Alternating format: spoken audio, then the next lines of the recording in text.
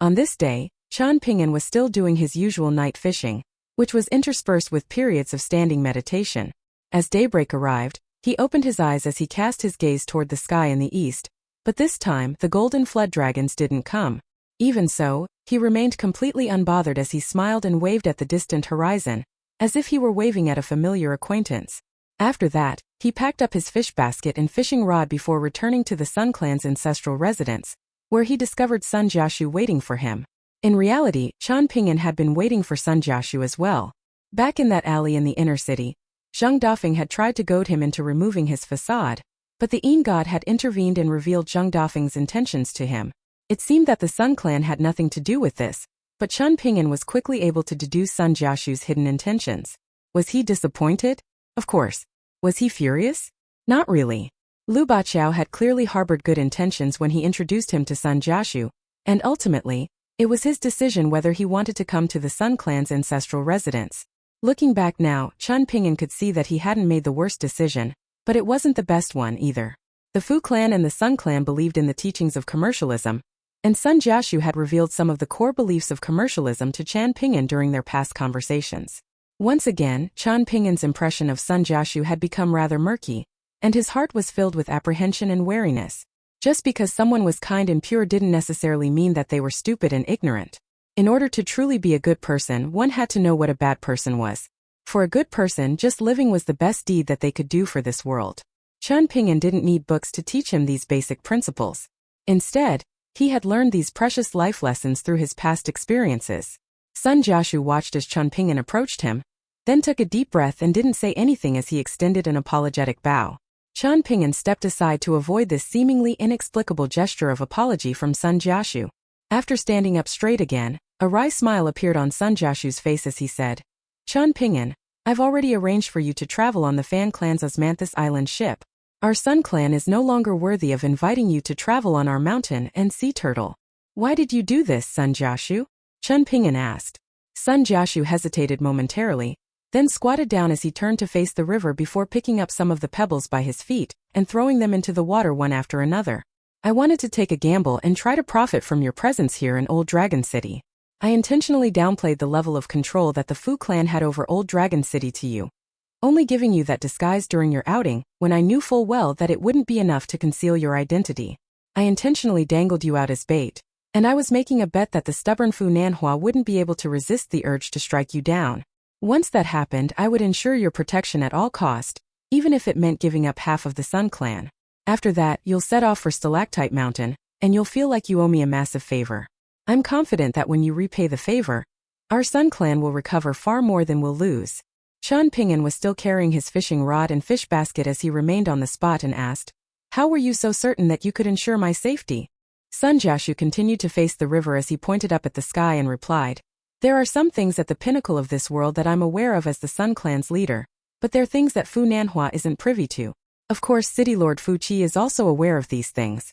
In this gamble, all I have to do is put everything on the line, making it appear as if our Sun clan were determined to protect you, even if it meant the destruction of our entire clan. Once I did that, Fu Qi would take advantage of the opportunity to deal our Sun clan a heavy blow, but ultimately back off at a certain point. You would be in no true danger during all of this, but you wouldn't know that, and in the wake of the ordeal, you and I would become close friends." Only after hearing Sun Jiashu's explanation did a sense of fury finally well up in Qian Ping'an's heart. A cold look appeared on his face as he channeled his aura to suppress his fury with all his might.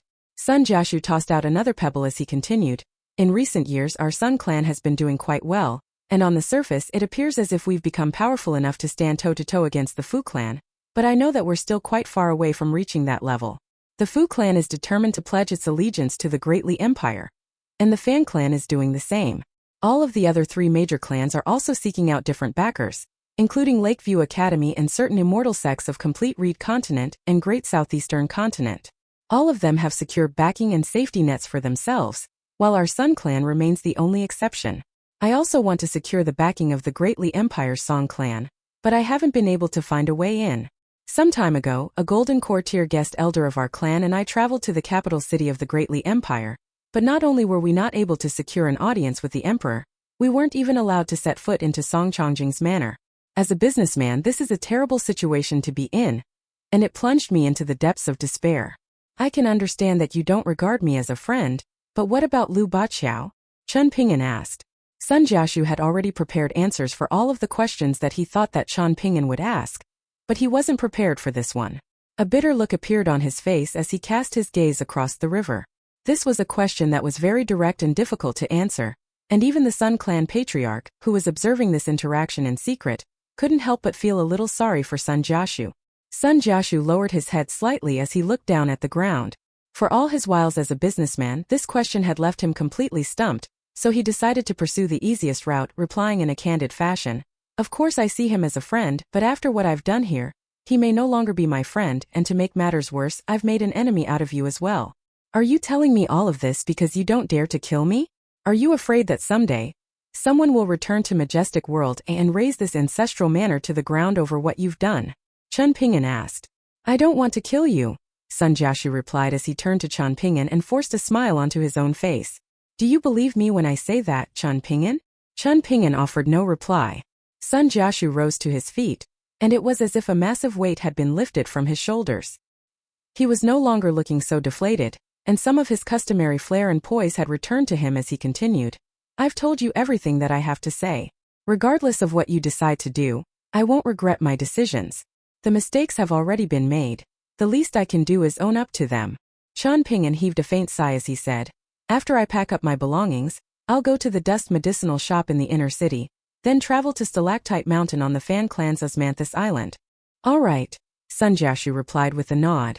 With that, the two of them returned to the Sun Clan's ancestral residence in silence, and Chen Ping'an did exactly as he said, packing up his belongings before departing without a word. Sun Jiaxu was left to eat breakfast on his own, and once again it was a meal of steamed buns, rice congee, and pickled vegetables. The Sun Clan patriarch sat down across from him, but before he had a chance to say anything, Sun Jiaxu declared, I'll inform Lu Baqiao of what happened here as soon as I can. Are you worried that you'll be in an even worse predicament if Chen Ping'an were to expose you before you had a chance to come clean? Or are you simply trying to clear your own conscience? The Sun Clan patriarch asked. Sun Jiaxu set down his chopsticks, then considered the question carefully before replying in a truthful fashion. There's a bit of both, I think. Why don't you consider tampering with Osmanthus Island? The Sun Clan patriarch asked. After coming clean to Chen Ping'an, Sun Jiaxu was feeling quite reinvigorated, and he smiled as he replied with a shake of his head. I can't try to smooth out a mistake by committing another one. Also, I have a feeling that doing that will only land me deeper in the hole that I'm already in. The Sun Clan patriarch was very relieved to hear this, and he smiled as he said, Overall, I think this was a positive experience. In the face of an inevitable turn in the tide, it's naturally a good thing to be able to act before others, but it's just as valuable to be able to remain level-headed and not commit any major mistakes despite how high the stakes are. As the leader of such a large clan, you can't afford to make risky gambles and place all of your eggs in one basket. Old people really are treasures that are full of wisdom, Sun Jiaxu remarked with a smile.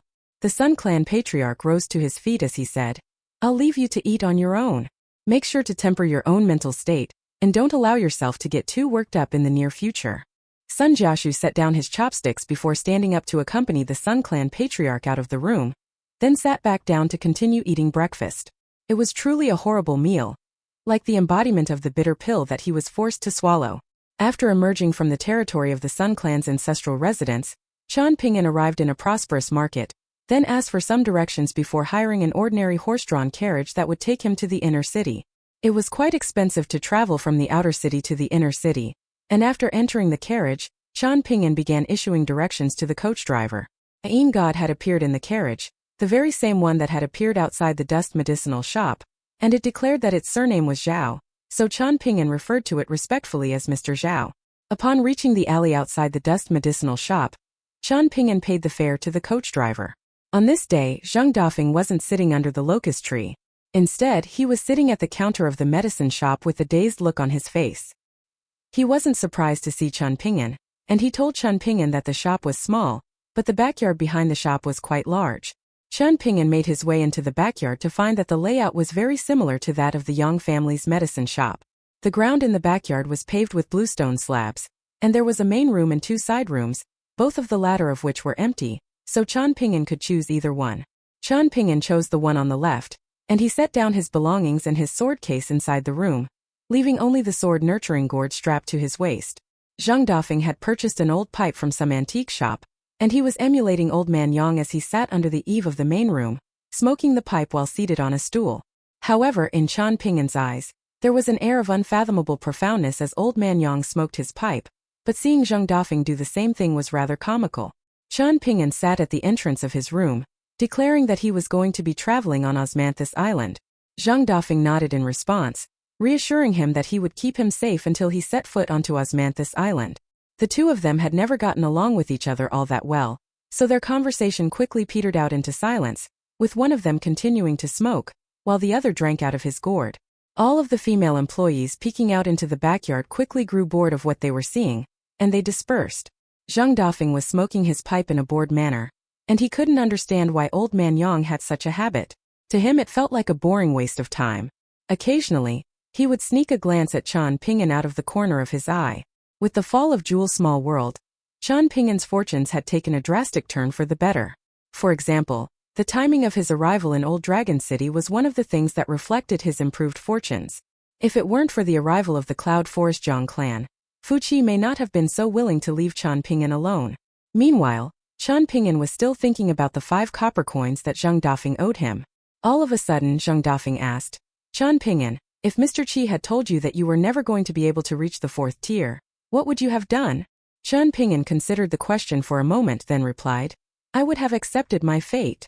Zhang Dafeng seemed to be rather taken aback to hear this, then rolled his eyes in disdain. How was Qian Ping'an going to be his Dao mentor when neither of them had any solution to such a damning prophecy? Zhang Dafeng was unwilling to give up and he asked, "What would you have done after that?" This seemed like a completely inconsequential topic of conversation. Qian Ping'an casually replied, "I would have continued to practice my fist techniques, of course. What else can I do? I had to begin practicing fist techniques to save my own life. Besides, even if I can't make a breakthrough, my fist technique practice can strengthen my body, and that's always a good thing." Zhang Dafeng's eyes narrowed slightly as he asked, "What if you accidentally stumbled your way to the pinnacle of the 3rd tier, and saw a glimmer of hope for reaching the 4th tier?" Qian Ping'an turned to Zhang Dafeng with a wide-eyed expression, stunned by the stupidity of this question. His fist technique practice had a positive impact on his life, and making a breakthrough was naturally a good thing. If he were to reach a bottleneck, then of course he would be thinking about how to make a breakthrough. Zhang Dafeng could tell what Qian Ping'an was thinking and he asked, "Would you not consider Mr. Qi's prophecy? Would that not weigh on your mind?"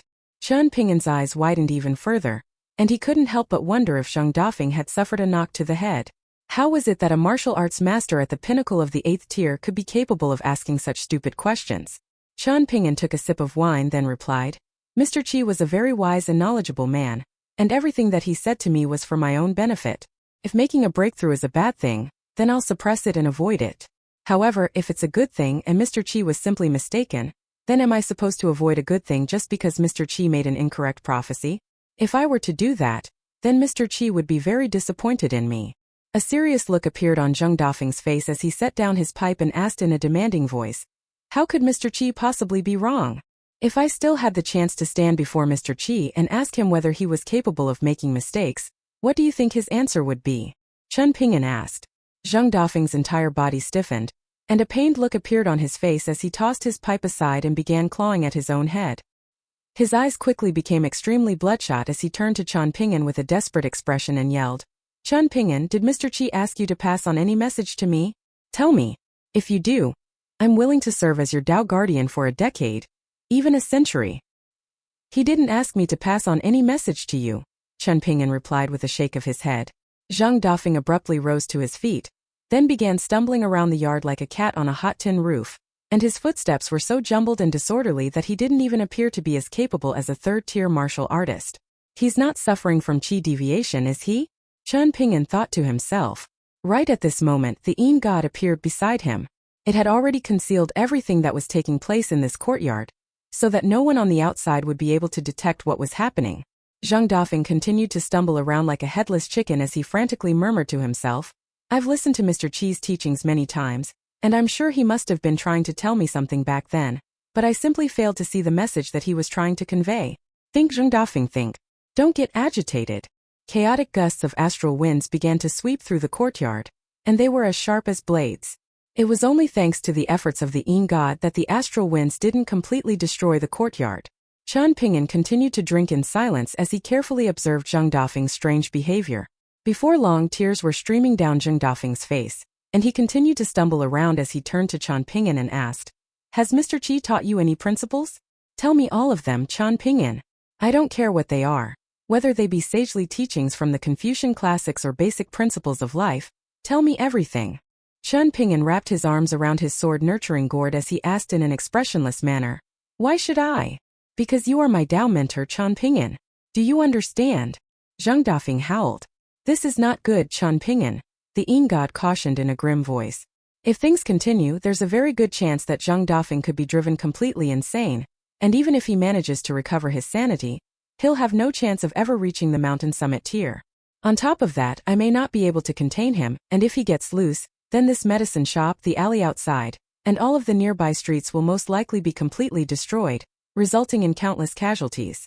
Qian Ping'an was actually nowhere near as calm as he appeared on the surface. "What's all this Tao mentor nonsense? How am I, a 4th-tier martial artist, supposed to be able to instruct a master martial artist at the pinnacle of the 8th tier?" Qian Ping'an could see that more and more gusts of astral wind were emerging within the courtyard, and numerous miniature tornadoes 7 to 8 feet tall had already taken shape, shattering all of the bluestone slabs in their wake. Qian Ping'an hurriedly called upon 15th in his sword-nurturing gourd to summon all of the small bamboo slips that he had engraved various principles onto. At this point, all he could do was hope for a miracle.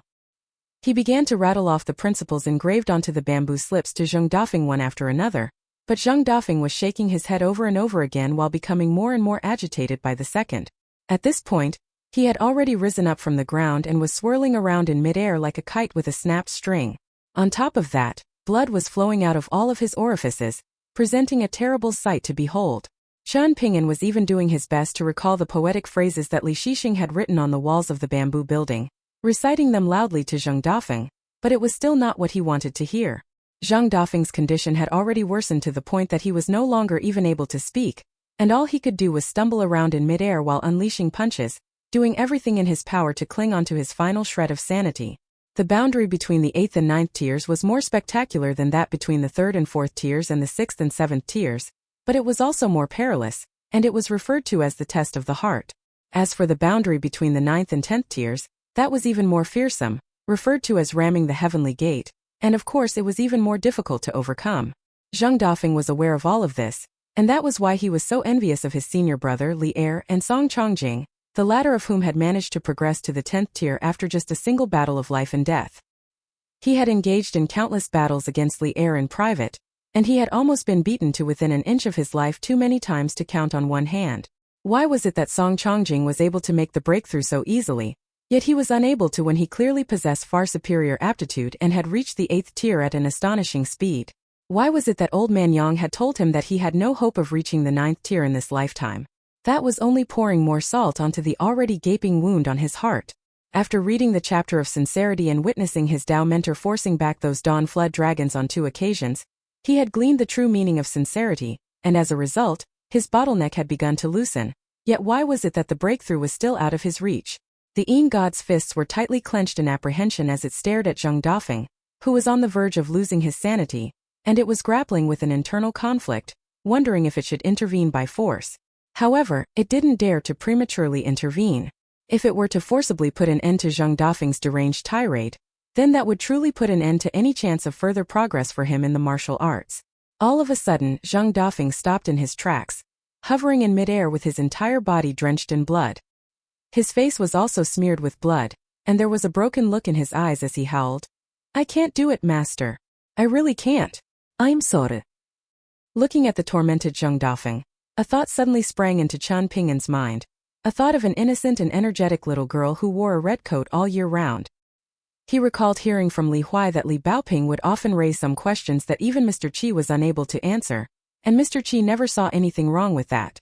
A spark of inspiration instantly arose in Qian Ping'an's heart, and he murmured to himself, "A disciple doesn't have to be inferior to the master." He had uttered those words to himself in a very quiet voice, yet in the ears of Zheng Dafeng, it sounded like a resounding thunderclap. He looked down with a dazed expression at the old pipe. Old Man Yang never liked to speak to him much, and whenever the old man looked at him with that cold expression through the smoke from his pipe, Zhang Dafeng would always be struck by a crippling sense of inferiority that deflated him of the courage to even look directly back at his master. Prior to this moment, Zhang Dafeng had never felt like there was anything wrong with that. While everyone else was oblivious to Old Man Yang's true identity, this was not a secret to him. Others were unaware of just how unfathomably powerful Old Man Yang was. But that didn't apply to him. Old Man Yang's incredible past feats weren't common knowledge, but Zhang Dafeng was privy to them. In contrast, he was only an 8th-tier martial artist, so what right did he have to look back at Old Man Yang on level terms? Zhang Dafeng raised his head as he took a deep breath, then wiped the blood from his face as he murmured to himself, "I see now." In the wake of this moment of enlightenment, there was no spectacular phenomenon. Instead, he merely rose up higher and higher into the sky above the courtyard while thinking to himself, "Master, you're already in an unfathomably high place, but that's fine. I will ascend to meet you one step after another." On this day, Zhang Dafeng scaled the heavens step by step, rising up until he was above the sea of clouds in the sky before casting his gaze even higher upward. Qian Ping'an raised his head to look up at the sky, and he discovered that Zhang Dafeng's breakthrough was causing such a huge phenomenon that it had forced the Fu Clan Sea of Clouds to reveal itself. However, the Sea of Clouds ultimately faded, while Qian Ping'an asked with a concerned expression, "Is he not making too much of a scene?" The Yin god smiled as it replied, "Only by making a scene can he intimidate the rats and scoundrels lurking in the shadows." The Yin god was naturally very happy to see Zhang Dafeng make a breakthrough. Old Man Yang was always very fair in his dealings with other people, but a Yin god that had come out of a small temple didn't enjoy the same treatment. If Zhang Dafeng were to fall here, then Old Man Yang's plans would be negatively affected, and he could easily kill the Yin god in an instant, even though they were separated by a vast distance. Qian Ping'an had always been very careful and cautious, but after carefully pondering what the Yin god had just said, he decided that it made sense. However, at his current stage as a martial artist, it was best for him not to emulate what Zhang Dafeng was doing here. Only once he reached the same lofty heights as Zhang Dafeng would he be able to do something similar without placing himself in grave peril. Now that the entire city has witnessed Zhang Dafeng's breakthrough, won't he be stalked by the Fu clan and the 5 major clans everywhere he goes from here onward? Qian Ping'an asked. The Yin god took a glance in the direction of the East Sea, then shook its head in response. Fu Qi has already paid Zhang Dafeng a visit, and he'll definitely take advantage of this opportunity to do some business with Fu Qi, so he won't cause as much of a scene when he returns from the Sea of Clouds. Qian Ping'an nodded in response, then began packing all of his bamboo slips back into his pocket treasure. Some of these bamboo slips had been made from the leftover bamboo from the bookcases that he had made for the 3 children, but most of them were made from leftover scrap bamboo from the bamboo building that Wei Bo had given him. They were all courage bamboo that had been sourced from Go Table Mountain, and after learning the value of Azure Divine Mountain's Divine Cloud bamboo from the Green Beetle shop in Watercombing Nation's ferry station, Qian Ping'an had come to cherish these bamboo slips greatly, to the point that whenever he saw any good phrases on the books that he read, he had to think carefully before deciding whether he wanted to engrave those phrases onto the bamboo slips. "Can you give me one of those bamboo slips?" the Yin god suddenly asked. The one says gods and immortals walk 2 different paths separated by yin and yang. The soul consolidates the psyche, while the spirit gives rise to the godly body. "No," Qian Ping'an replied without any hesitation. "Do you think you're Bao Ping Li Huai or Lin Shui? Why should I give something to you just because you want it?" However, Qian Ping'an then recalled how the Yin god had exposed Zhang Dafeng's true intentions to him back in the alley. Regardless of whether it had been instructed to do that by Old Man Yang, it seemed that he owed it a favor for that. With that in mind, Qian Ping'an immediately changed his mind as he said, "Fine, you can have it. It's just a little bamboo slip anyway." The Yin god didn't know why Qian Ping'an had suddenly changed his mind. It had been excessively direct in its request due to how much it yearned for the jade slip, but it wasn't actually asking Qian Ping'an for the bamboo slip without compensation, and it smiled as it explained, "I wasn't done just now. What I was saying is that I want to purchase the bamboo slip from you. How does 10 grain rain coins sound?" Qian Ping'an had only just pulled the requested bamboo slip out of his pocket treasure, and he was astonished to hear the words grain rain coin. A perplexed look appeared on his face as he exclaimed, "Even if these bamboo slips are made from courage bamboo from Azure Divine Mountain, surely such a tiny piece isn't worth that much." The Yin god smiled as it replied, "If you sell it to anyone else, it'll only be worth a few lesser heat coins at the very most. But to me, the phrase on the slip is worth that price. Are you not going to sell it to me because the price is too high? Should I lower it then? How about 1 lesser heat coin?" Qian Ping'an offered the bamboo slip to the Yin god with both hands as he smiled and said, "It's a pleasure doing business with you, Mr. Zhao." The Yin god accepted the bamboo slip from Chan Ping'an with one hand while handing Chan Ping'an 10 grain rain coins with the other. Chan Ping'an accepted the grain rain coins from the Yin god, then gawked at them for a moment before hurriedly stowing them away into his pocket treasure. Are you not going to examine them to see if they're genuine? The Yin god asked with an amused smile. There are countless counterfeit lesser heat coins and grain rain coins out there. I've never seen a genuine grain rain coin before, but I trust you, Mr. Zhao, Chan Ping'an replied with a smile. With that, he strapped his sword nurturing gourd back to his waist. A light snow coin was equivalent to 1,000 taels of silver, while a lesser heat coin was equivalent to 100 light snow coins. A grain rain coin was worth 10 lesser heat coins, and that was the so-called rule of magnitudes of 10 in immortal transactions. As for the gold essence copper coins specially crafted by Jewel Small World, those were even more valuable than grain rain coins. All of a sudden Chan Ping'an felt as if he had come upon an enormous fortune. Mr. Zhao, how about I show you all of my jade slips, so you can see if there are any others that you want to buy? Chan Ping'an suddenly offered. The Yin god shook its head as it replied with a smile, I'm all out of money. Indeed, those 10 grain rain coins were all of the money that it had taken with it on this journey to Old Dragon City with Zhang Dafeng. One of the reasons why it had offered such a high price was as a congratulatory gesture for Zhang Dafeng's breakthrough. But the more important reason was that the phrase engraved onto the bamboo slip had really resonated with it. The will of the heavens was something that anyone else could scoff, but it had no choice but to believe that such a thing existed. It really wasn't terribly willing to spend 10 whole grain rain coins on a single bamboo slip.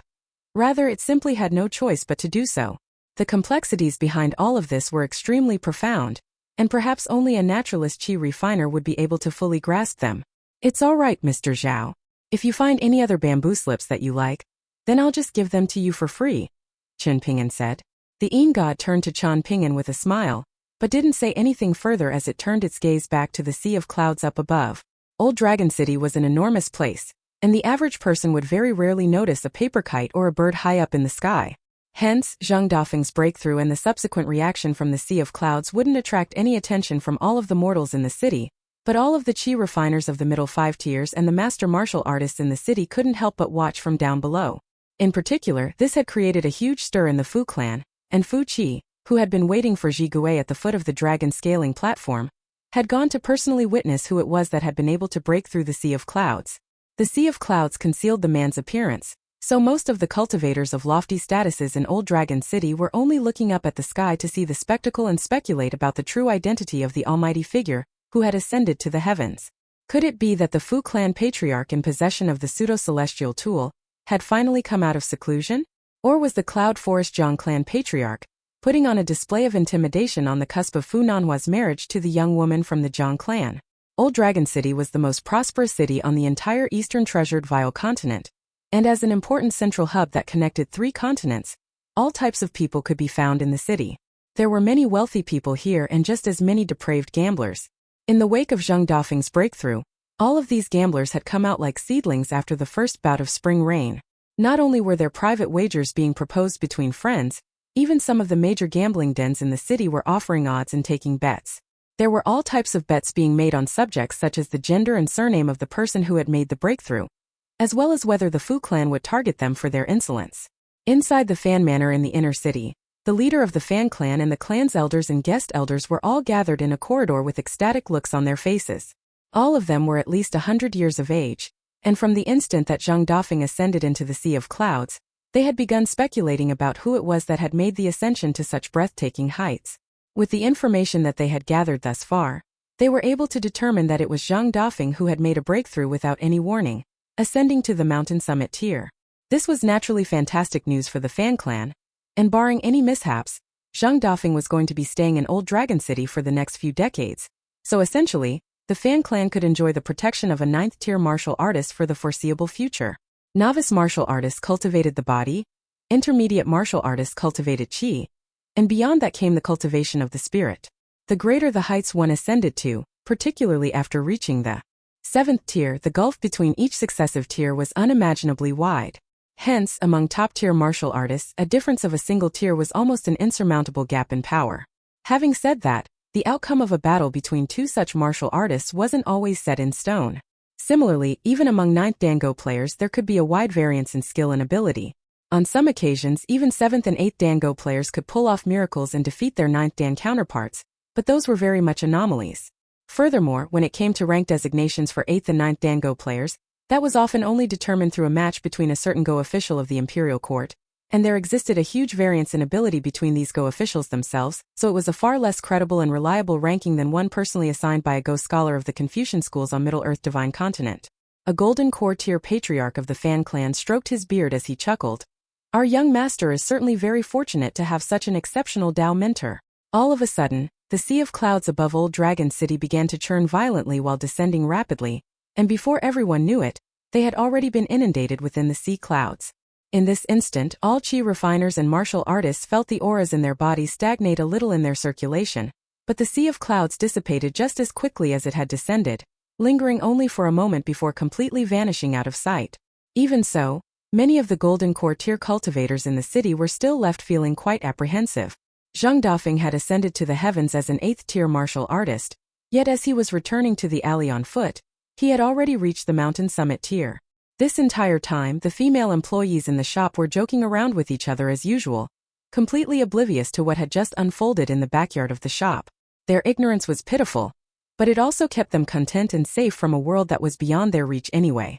They saw their shopkeeper entering the shop, but they thought nothing of it. He was carrying 2 jars of fine wine that he had purchased from a neighboring street, and he made his way back into the backyard before tossing one of the jars of wine to Chan Ping'an. He then picked up his pipe from the ground and sat back down onto the steps in silence, not smoking his pipe nor drinking his wine. Shortly thereafter, he broke his silence, but instead of speaking to Chan Ping'an, the Dao mentor who had been assigned to him by Old Man Yang, he turned to the Yin god as he asked, "Can you come clean with me now, Old Man Zhao? What other instructions did the old geezer give you? Chan Ping'an is going to be leaving on Osmanthus Island ship in just a few days. Can you tell me if I have to serve as his Dao guardian or not?" The Yin god shook its head in response. "All the Divine Lord told me was to let you be and enjoy your life if you could successfully make a breakthrough, but if you failed, then I was to toss you into the sea to feed the fish." Zheng Dafeng rubbed his hands over his own face as he groaned. "My goodness, I'm still just as confused as ever." He then set his pipe down onto his lap before opening his jar of wine, then lowered his head to make a slurping motion. The wine in the jar immediately rose up as a stream before flowing into his mouth on its own. Zheng Dafeng wiped the back of his hand across his mouth, then looked up at the sea of clouds in the sky as he asked, "Old Man Zhao, do you think the old man would have been able to predict what I saw during my breakthrough? Would he have predicted that I almost made an attempt at ramming the heavenly gate after overcoming the test of the heart? Would he have anticipated what I saw as I was approaching the heavenly gate?" Zheng Dafeng heaved a forlorn sigh, then took another sip of wine, following which an amused smile suddenly appeared on his face as he continued, "Only now do I realize the double meaning behind when the old man told me that I had no hope of reaching the 9th tier in this lifetime. What a cheeky old man he is." The Yin god's eyelid twitched slightly upon hearing this, astonished by Zheng Dafeng's insolence. Immediately thereafter, a sheepish look appeared on Zheng Dafeng's face as he looked around with a wary expression, and he hurriedly rose to his feet before making his way to the center of the courtyard before turning to face the north as he said, "Please don't be mad at me, old man. I'm feeling very guilty to be unable to express my joy to you in person after making my breakthrough. Your powers are matched only by limitless generosity, so please forgive me and accept this apologetic gesture of mine." He then brought his hands together to simulate holding some sticks of lit incense, then bowed 3 times toward the distant Great Li Empire. Meanwhile, Chan Ping'an was looking on with a puzzled expression, wondering how Old Man Yang had managed to produce a pair of such massively different disciples like Li Er and Zheng Dafeng. However, it then occurred to him that Li Baoping, Lin Shui, and Li Huai's personalities also differed drastically, and the disparities between Li Er and Zheng Dafeng suddenly didn't seem so strange to him. However, prior to simulating offering up incense to Old Man Yang, Zheng Dafeng had also made a strange gesture that had caught Chan Ping'an's attention. He had raised an arm and waved his hand in a circle above his head, as if he were plucking 3 invisible sticks of incense out of thin air overhead. After doing all of that, Zheng Dafeng sat lazily back down onto his stool, as if he really had just decided to enjoy his life. He turned to Chan Ping'an, who was also looking back at him. Zheng Dafeng was acting like a scoundrel who didn't want to repay his debts, while the thought Chan Ping'an was expressing through his eyes was that he may not be able to beat Zheng Dafeng in a battle, but he could certainly nag Zheng Dafeng to death if he refused to pay his debt. The Yin god was looking at both of them, and it suddenly felt like it couldn't understand this world anymore. Finally, the silence was broken, but not by any of the people in the backyard. Someone had lifted the curtain of the shop's back entrance, but he didn't step out into the courtyard right away. Instead, he was holding the curtain with one hand and a flagon of the finest osmanthus wine in Old Dragon City in the other. Just that single flagon of wine alone was worth a snowflake coin. The young boy could see that there was someone else in the courtyard with Zheng Dafeng, so he was standing on the spot with a hesitant expression as he asked in an uncertain voice, "Can I come in, Mr. Zheng?" The Yin god had already vanished by the time the boy stepped into the dust medicinal shop. Qian Ping'an turned and discovered that the newcomer was someone of a similar age to him, and he could tell that the boy was a pure martial artist who appeared to be at the third tier. Qian Ping'an could see that as the boy breathed, all of the sinews, bones, muscles, and skin in his body were quivering ever so slightly, indicating that he had established a very solid martial arts foundation. However, there were still many flaws that had to be ironed out, the most apparent of which was the narrowness and unevenness of the meridians, which served as paths between his acupoints, resulting in suboptimal circulation of his true qi. All of a sudden, Qian Ping'an was surprised to catch himself evaluating someone else's martial arts cultivation base. Only in this instant did Qian Ping'an truly realize that he had reached the fourth tier. Zheng Dafeng paid no heed to the dazed Qian Ping'an as he beckoned to the young boy with a smile and said, "I knew your grandfather would be able to figure it out. I don't want to be too harsh, but all you're bringing me as a congratulatory gift is a single flagon of your Feng clan's osmanthus wine? Isn't that a little too stingy? I'm really rough around the edges when it comes to important stuff, but I'm very pedantic about the little things. Leave the wine here. Then go back home and tell your grandfather that being too stingy can come back to bite him in the future." A resigned look appeared on the boy's face as he explained, "I snuck out to bring you this wine after hearing about what happened from my grandfather, so this isn't a gift to you from my seniors. If you don't like it, I can bring you a better present once I've inherited Osmanthus Island from my clan. I snuck this flagon of wine out from home, so please don't tell my grandfather. I'll go back to ask for a better congratulatory present right now." With that, the boy set down the flagon of wine before rushing away. Zheng Dafeng made no attempt to keep him, and he turned to take a glance at Qian Ping'an, who he found to be far less pleasing on the eyes. Both of them were young boys, yet the one from the Fan clan treated others with sincerity and generosity, and was also very easygoing. In contrast, Qian Ping'an had proven himself to be so stingy that he still remembered an old debt of 5 copper coins. In Zheng Dafeng's eyes, the tanned coloration of his skin had to represent the darkness in his heart. Qian Ping'an was able to extrapolate a lot of information from what the boy had just said. The boy came from the Fan clan, the clan that Sun Jiashu revealed to have secured the backing of the Great Li Empire alongside the Fu clan. At the moment, he was Zheng Dafeng's disciple, and in the future, he was going to inherit that Osmanthus Island ship. Additionally, the Yin god had revealed earlier that Zheng Dafeng was going to make a deal with City Lord Fu Qi. Qian Ping'an only considered these matters momentarily before casting this train of thought aside. In any case, it seemed that he would be able to travel to Stalactite Mountain on the Fan clan ship without any issues, and that was his main concern. As for what happened in Old Dragon City in the future, whether that be a battle between gods or anything else, that was not something for him to think about. All he had to do was stay patiently in the medicinal shop for a few days, then travel to Stalactite Mountain on the Osmanthus Island ship, make his way to the Sword Qi Great Wall from there, then deliver the sword that he was carrying to Ning Yao. All of a sudden, Zheng Dafeng reached out to make a grabbing motion as he chuckled. "Come back, boy. You're not really planning to ask for a congratulatory gift from your seniors for me, are you?" In reality, Zheng Dafeng didn't care in the slightest what the boy said after he got home. The only reason why he had asked him to come back was because he didn't want to be stuck in a courtyard with Qian Ping'an on his own. Otherwise, the two of them would continue to stare at each other in this tense silence, and Qian Ping'an was his Dao mentor, so it wasn't like he could just beat him up. At this point, the boy from the Fan clan had already almost rushed out of the alley, but his clothes were abruptly tugged on from behind, stopping cold in his tracks. He was naturally very startled by this, thinking that he had encountered an assassin, but Zheng Dafeng's voice then rang out in his heart. A wide grin appeared on the boy's face, and he gestured for the golden courtier guest elder of his clan to stand down, then quickly rushed back into the dust medicinal shop. Once inside, he exchanged greetings with a few of the female employees that he had grown familiar with, then lifted the curtain and returned to the backyard while the female employees were all remarking on his good looks. The boy liked this atmosphere from the bottom of his heart. Of course, the celestial maidens within the Fan clan were more beautiful, but from a very young age, he had been able to tell that they always looked at him differently from how the women here looked at him. One regarded him as the future head of the Fan clan, while the other simply saw him as a young boy who had popped up out of nowhere. He didn't detest the former, but he certainly preferred the latter. Qian Ping'an dragged a stool over for the boy, and he hurriedly accepted the stool with a smile. "You're welcome," Qian Ping'an replied with a smile of his own. The boy then turned to Zheng Dafeng as he asked, "Where should I sit, sir?" Zheng Dafeng swept a hand through the air as he jibed. "Go to sit by the curtain and keep a lookout for us."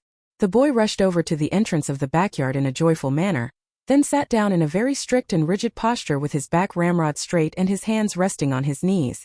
Even though he was doing his best to make himself appear formal and serious, he was unable to suppress the smile in his eyes, which were as clearly a flowing creek and clearly expressed all of his emotions, as opposed to the veiled and ambiguous eyes of more calculating and cunning figures. All of a sudden, Qian Ping'an found himself feeling a little envious of the boy as he had something that Qian Ping'an had always wanted, but had never been able to obtain.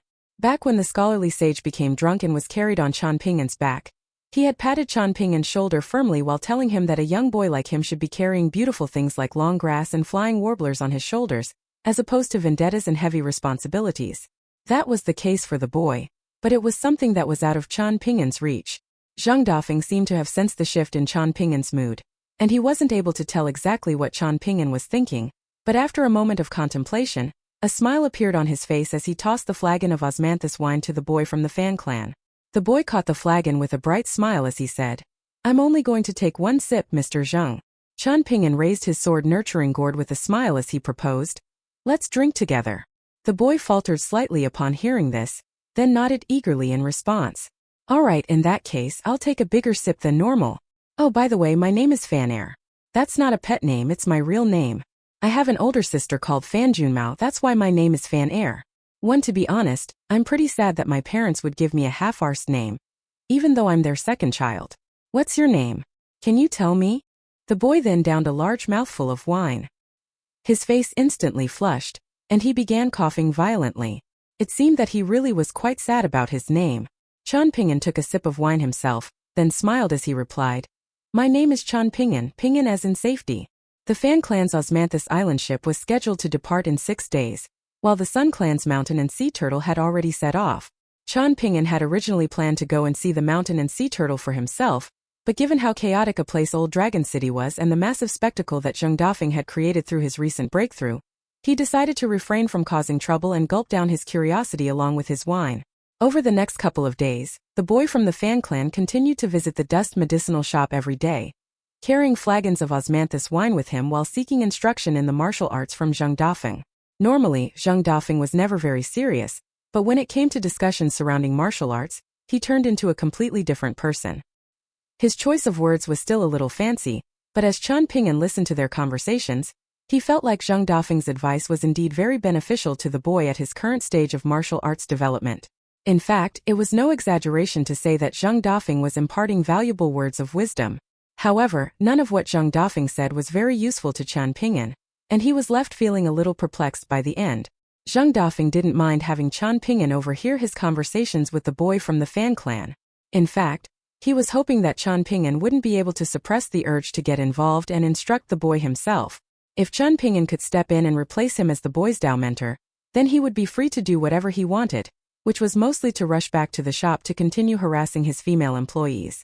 Unfortunately for him, all Qian Ping'an did was listen, but he never said anything, and it was as if he wasn't proud of his own 4th-tier cultivation base at all. That made Zheng Dafeng even more disdainful of Qian Ping'an. He was such a young boy, yet he had more composure than a boring old monk. How was anyone supposed to warm up to a boy like him? If it weren't for the fact that Qian Ping'an was his Dao mentor, he would have chased Qian Ping'an out of the shop long ago, then left the shop himself to go and live at the Fan Manor as an esteemed guest. Over there, he would be fawned over by a whole host of beautiful women, and that thought was even more appealing than the osmanthus wine that he was drinking. On this day, Fan had only just had some of his questions in martial arts cultivation answered by Zheng Dafeng before the latter rushed back to the shop to chat up some girls. Hence, Fan struck up a conversation with Qian Ping'an, and the two boys sat under the eaves so that they were out of the sun. As the head of the Sun clan, Sun Jiashu had a very heavy responsibility on his shoulders, and his words and actions reflected this. Everything that he did was designed to make others comfortable in his presence. In contrast, Fan was far more innocent, but not so much that he was completely unaware of the hardships of the average person. He was also very smart and outgoing, and overall it was clear that he had been raised well. His parents were most likely very easygoing people as well, as evidenced by the name that they had given Fan Er. Whenever Fan Er spoke of his older sister, Fan Junmao, his eyes would always be full of admiration. Even though he and his sister were only half-siblings that had been born to different mothers, and despite the fact that they were both members of an extremely wealthy clan, he was still very fond of his sister's mother. He always said that his own birth mother spoiled him too much and was too lenient on him, and while he enjoyed this treatment, he was worried that he would never be able to grow up. In contrast, his sister's mother also doted on him, but taught him many principles on top of that, and was always very objective and reasoned in her approach to educating him. Whenever he did something right in his studies, his martial arts practice, or anything else, she would praise him and tell him what he had done right. However, if he made a mistake, then she would treat him like an adult. Instead of scolding or abusing him, she would tell him what he had done wrong in a calm and earnest fashion. So Fan Er respected her from the bottom of his heart. Even though the two boys had only known each other for a few days, Fan Er was very willing to open up to Chan Ping'an and tell him about his life. As for Chan Ping'an, he was also more than happy to hear Fan Er's stories, and he would listen in silence while sipping on wine. Initially, Fan Er was worried that he was boring Chan Ping'an, but he quickly came to realize that Chan Ping'an was genuinely fond of hearing him talk, and that encouraged him to open up even further. In return, Chan Ping'an also told Fan Er many of the stories from his own childhood, including how he had worked as a kiln laborer, and how he had traversed the mountains as a child. The questions that Fan Er raised after hearing Chan Ping'an's stories were often very amusing and difficult to predict. "You eat clay? Does that taste good? Is it as good as rice? Forget it, it doesn't matter as long as it can fill my belly. Can you teach me which types of clay taste the best? That way, before I'm denied meals as punishment from my parents, I'll be able to scoop up a large pouch of clay on the way to the ancestral hall. Can you produce a piece of chinaware on your own from start to finish? That's amazing. When I become an adult, you have to give me a piece of chinaware that you made yourself. It doesn't have to be too fancy or complicated, just make me a wine cup or teacup, as long as others can recognize what it is. That way, I'll be able to show off the cup to them and tell them that it was handmade by my friend. They'll be dying of envy. What's a skywell? What happens if it rains or snows? Can you keep things like fish and crabs in the pond under the skywell?" Chan Ping'an answered Fan Er's questions one by one, then smiled as he said something that made Fan Er absolutely ecstatic. "I have a good friend called Lu Xianying. He's a real big shot nowadays, and he's already gone to southern world continent on his own. He taught me how to make traps and craft bows and arrows. I can introduce you to him if the opportunity arises." Fan Er immediately nodded eagerly in response, and he couldn't wait to learn how to make traps and bows and arrows himself. He was already beginning to consider what he would do if Chan Ping'an were to bring Lu Xianying to the Fan Manor someday. He was considering where the two of them were going to stay, what they were going to eat and drink every day, which places in Old Dragon City they were going to visit. After that, Fan Er was absent from the dust medicinal shop for a day. Late at night, the medicinal shop had already closed for the day quite some time ago, and Chan Ping'an and Zheng Dafeng were in the main room in the backyard, eating a meal that had been cooked for them by a woman. Zheng Dafeng wanted to show off to Chan Ping'an by making the woman fall head over heels for him with his handsome looks so that she would waive the fee for cooking the meal, but the woman stoically turned down his advances and insisted that he paid her in full, not even willing to offer a discount of a single copper coin. Zheng Dafeng was holding his chopsticks in one hand and his wine cup in the other as he casually asked, "Did you have fun chatting about all that useless stuff with Fan Er?" Chan Ping'an carefully chewed and swallowed the food in his mouth, then set down his chopsticks as he replied, "I did." A disdainful look appeared on Zheng Dafeng's face, but in the end he was unable to suppress his curiosity as he asked, "Say, it hasn't even been that long since I left Jewel's small world. How did you manage to get so many treasures during that time? Did you just blindly run into one stroke of fortune after another?" "Why should I tell you? I'm not close with you," Chan Ping'an retorted. "So you're close with Fan Er then?" Zheng Dafeng countered as he raised an eyebrow. "I'm closer with him than I am with you," Chan Ping'an replied. Zheng Dafeng grimaced as he sighed. "The old man sure did you a massive favor by selling first to you." Chan Ping'an offered no retort to this. Seeing as he had already broken character, Zheng Dafeng decided that he had nothing to lose, so he continued asking, "So you're no longer friends with Sun Jiashu, is that right?" Chan Ping'an nodded in response. Zheng Dafeng smiled as he asked, "Are you not going to try and salvage the friendship with him? I can't say he's very smart, but he's certainly extremely rich. Even if you only become casual friends with him, you won't have to worry about food and lodging anytime you come to Old Dragon City in the future. That's about the extent of what he can offer me," Chan Ping'an replied with a shake of his head. After a brief hesitation, Chan Ping'an added, Sun Jiashu isn't a bad person. It's just that he's not sufficiently earnest when it comes to certain things. If I were a businessman, I wouldn't dare to make any major deals with him. For someone like him, he sets a price tag on everyone he encounters, and he knows roughly how much the people around him are worth. Ultimately, no matter how close someone is with him, he'll only regard them as a business asset. Who's to say that he won't just sell someone someday for his own benefit? Of course, I don't know him that well, so I could be wrong in my assessment here. In any case, he no longer has anything to do with me. Zhang Dafeng smiled as he said, I'm surprised that you think of this in such simple terms, and I'm also surprised that you think so badly of him. He's going to be going to some very high places in the future. If you pass up on a friendship with him, that will be an unfortunate loss for both of you. If you don't believe me, then we'll wait and see and let time do the talking. When you say an unfortunate loss, are you talking about a financial loss? Chen Ping'an asked. Zhang Dafeng plopped a foot down onto the bench beside him, then asked, What else could I be talking about? Is money not the driving force behind fulfilling every desire? You think you can cultivate without money? You think you can buy things without money?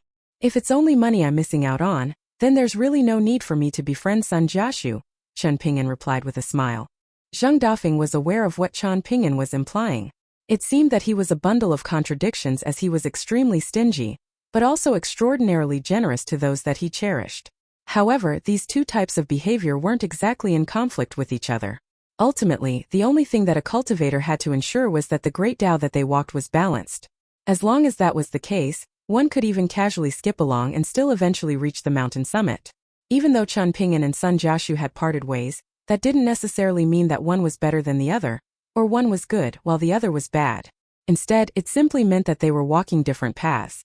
Zhang Dafeng had a very good grasp on Chen Ping'an's personality, and that was why he couldn't bring himself to warm up to the boy.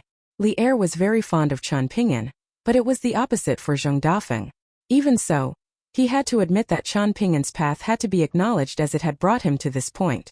How many people under the heavens could serve as Zhang Dafeng's Tao mentor? Old Man Yang could, but he didn't want to. He was willing to accept Zhang Dafeng as his disciple, but he stoically refused to go even an inch beyond that.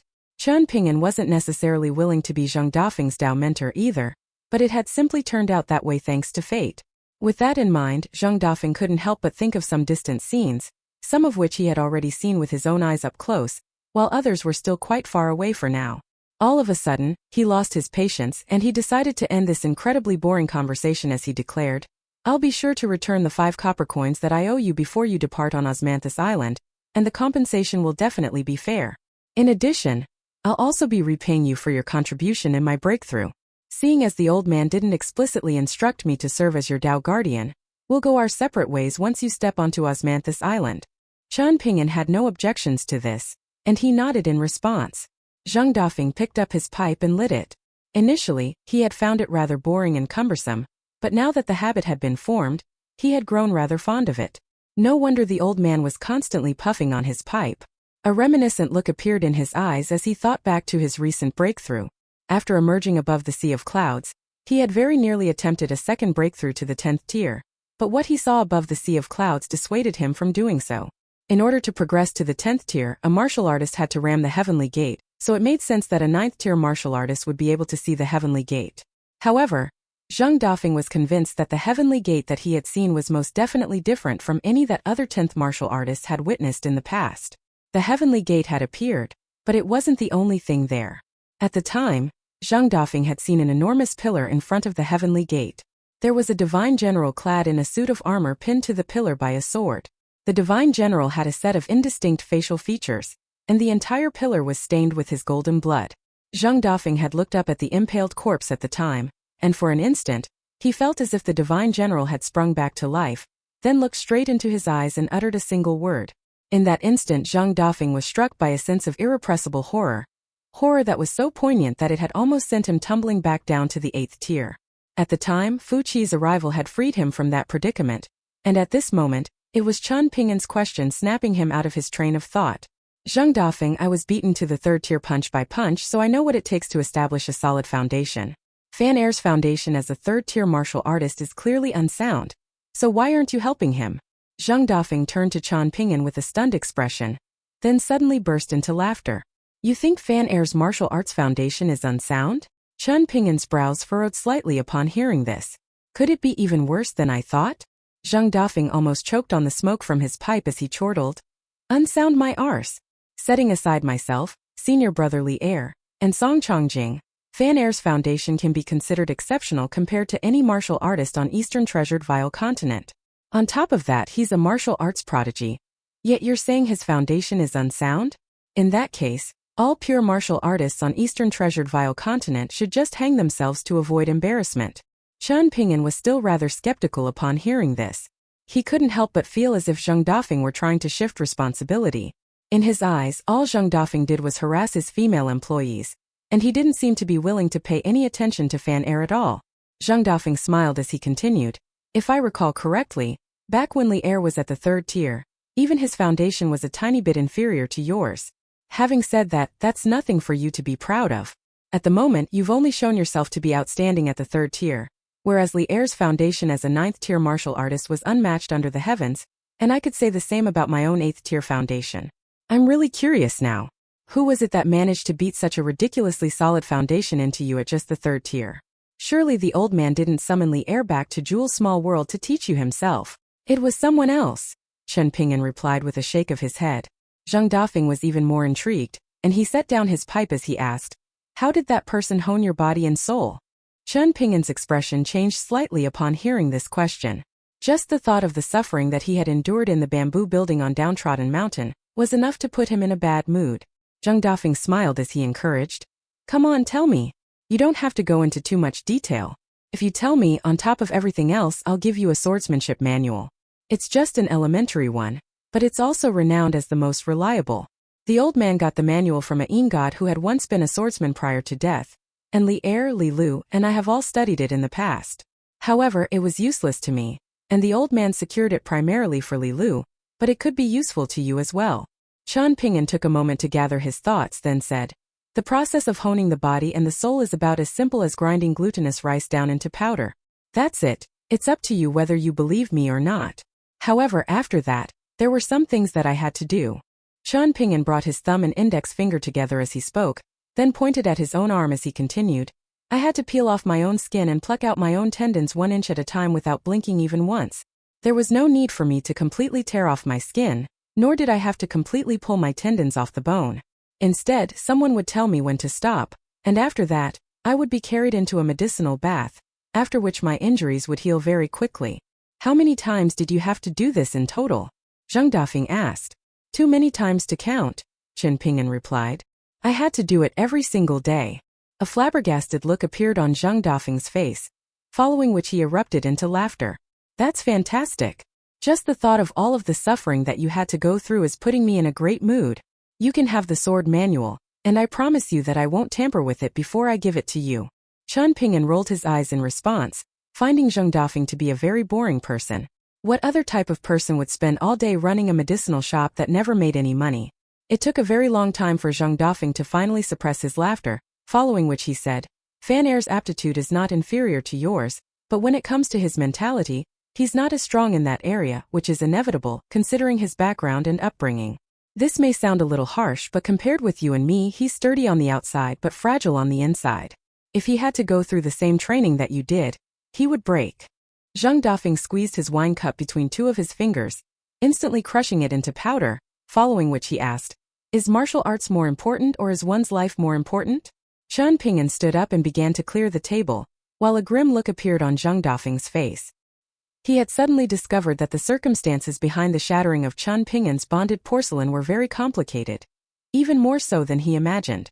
All of a sudden, a sense of sympathy toward Chen Ping'an welled up in Zheng Dafeng's heart. The name that he had been given seemed completely ironic, given that his life up to this point had been anything but safe and secure.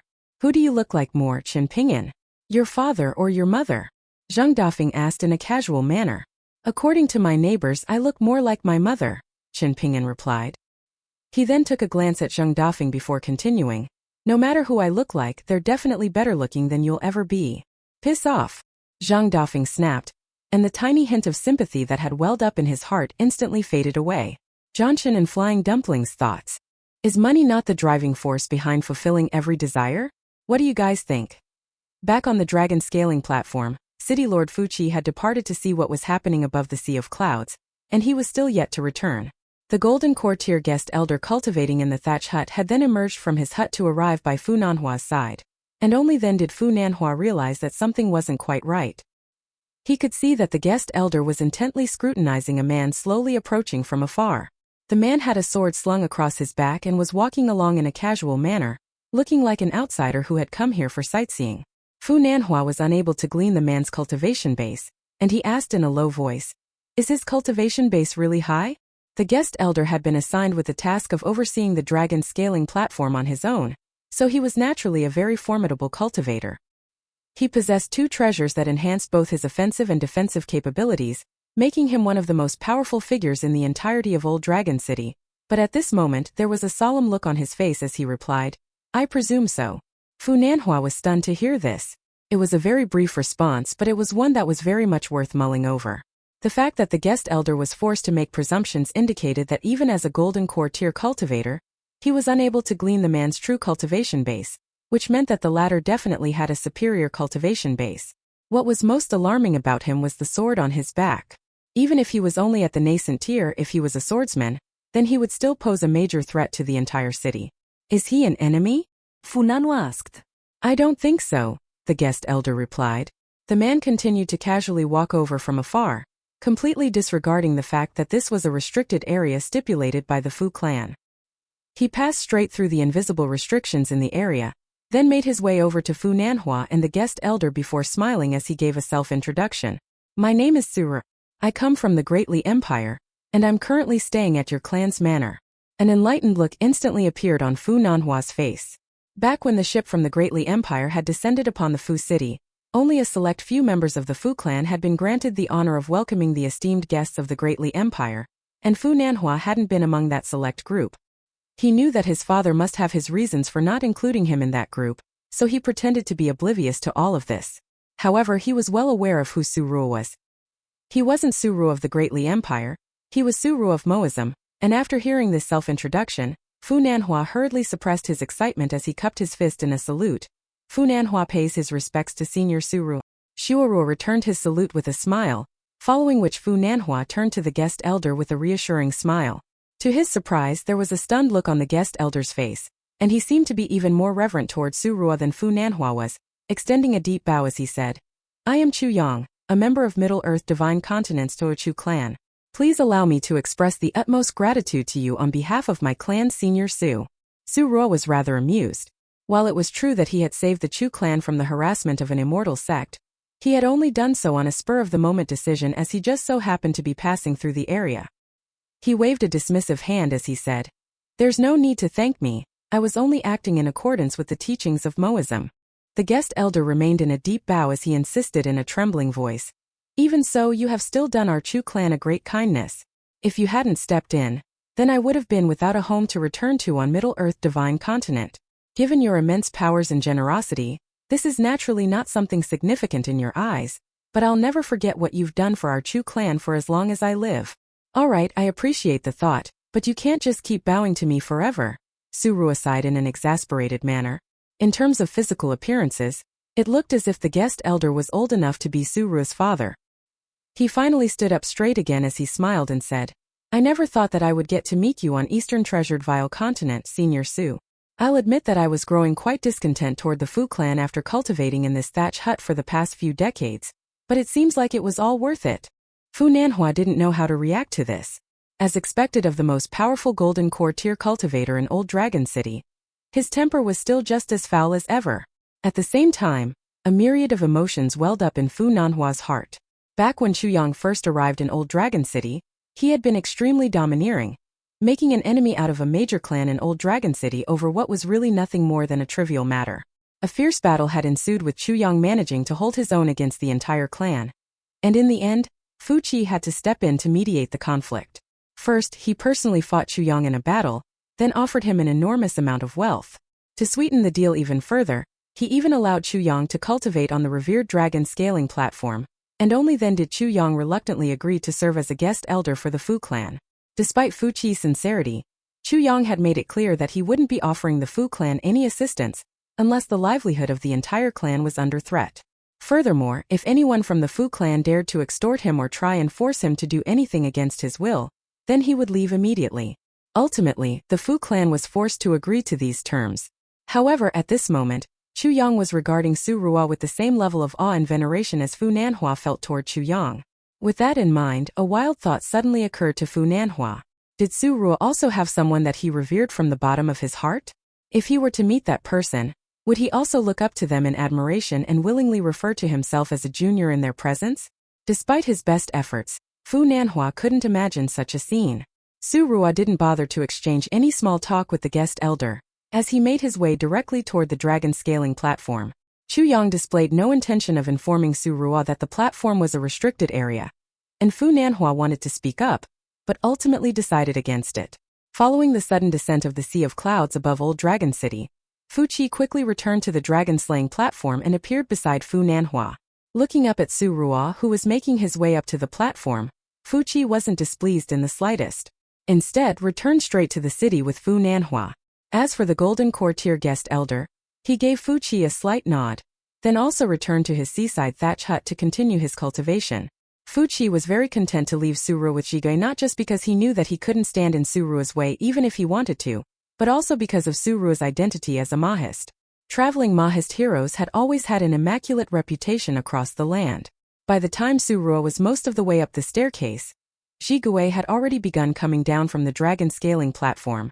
She was dressed in clean and refreshing maidservant garbs, and there was no longer any blood flowing out of her eyes.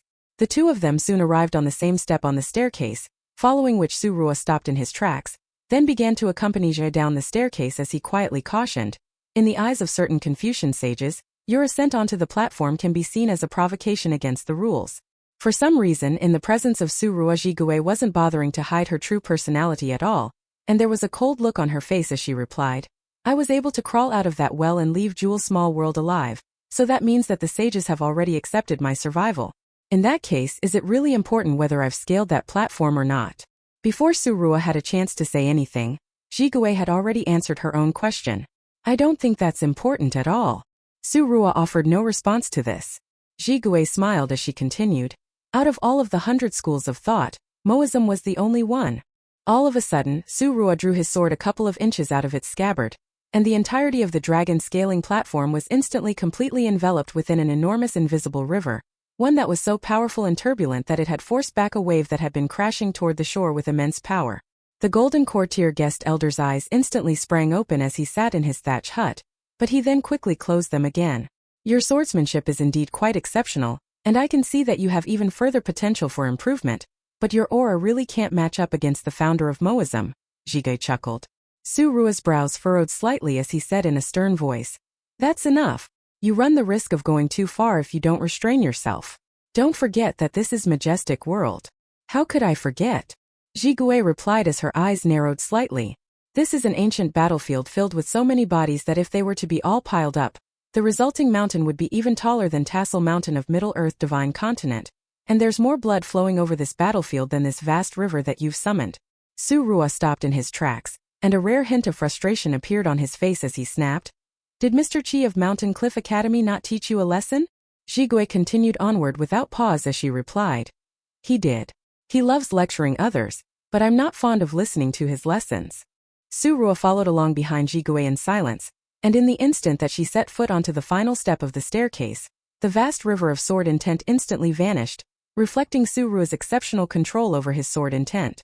Back when he was facing off against Wei Jin of Wind Snow Temple, who had only just reached the unpolished jade tier back then, he had also only pushed his sword slightly out of his scabbard, unleashing a tall mountain of sword intent to ward off Wei Jin's attack.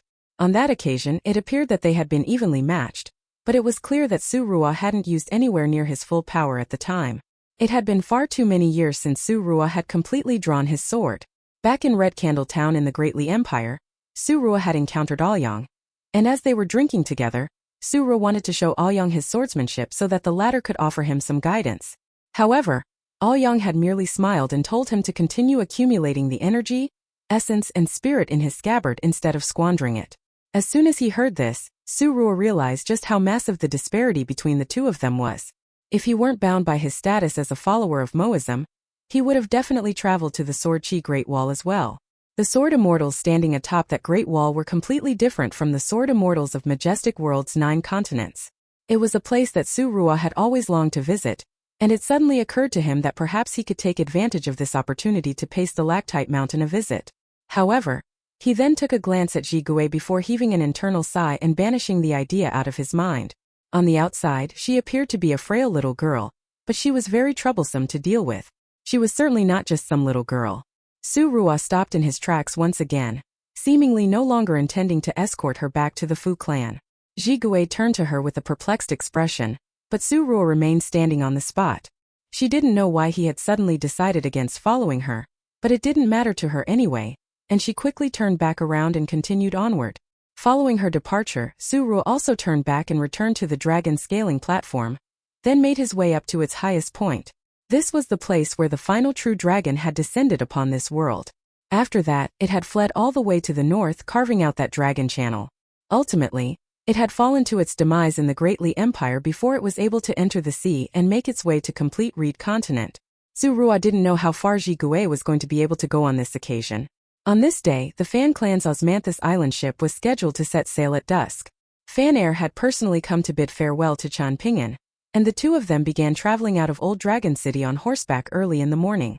Zheng Dafeng had left a cloth pouch at the door of Chan Ping'an's room the night before, then skipped breakfast so that he could sleep through the morning.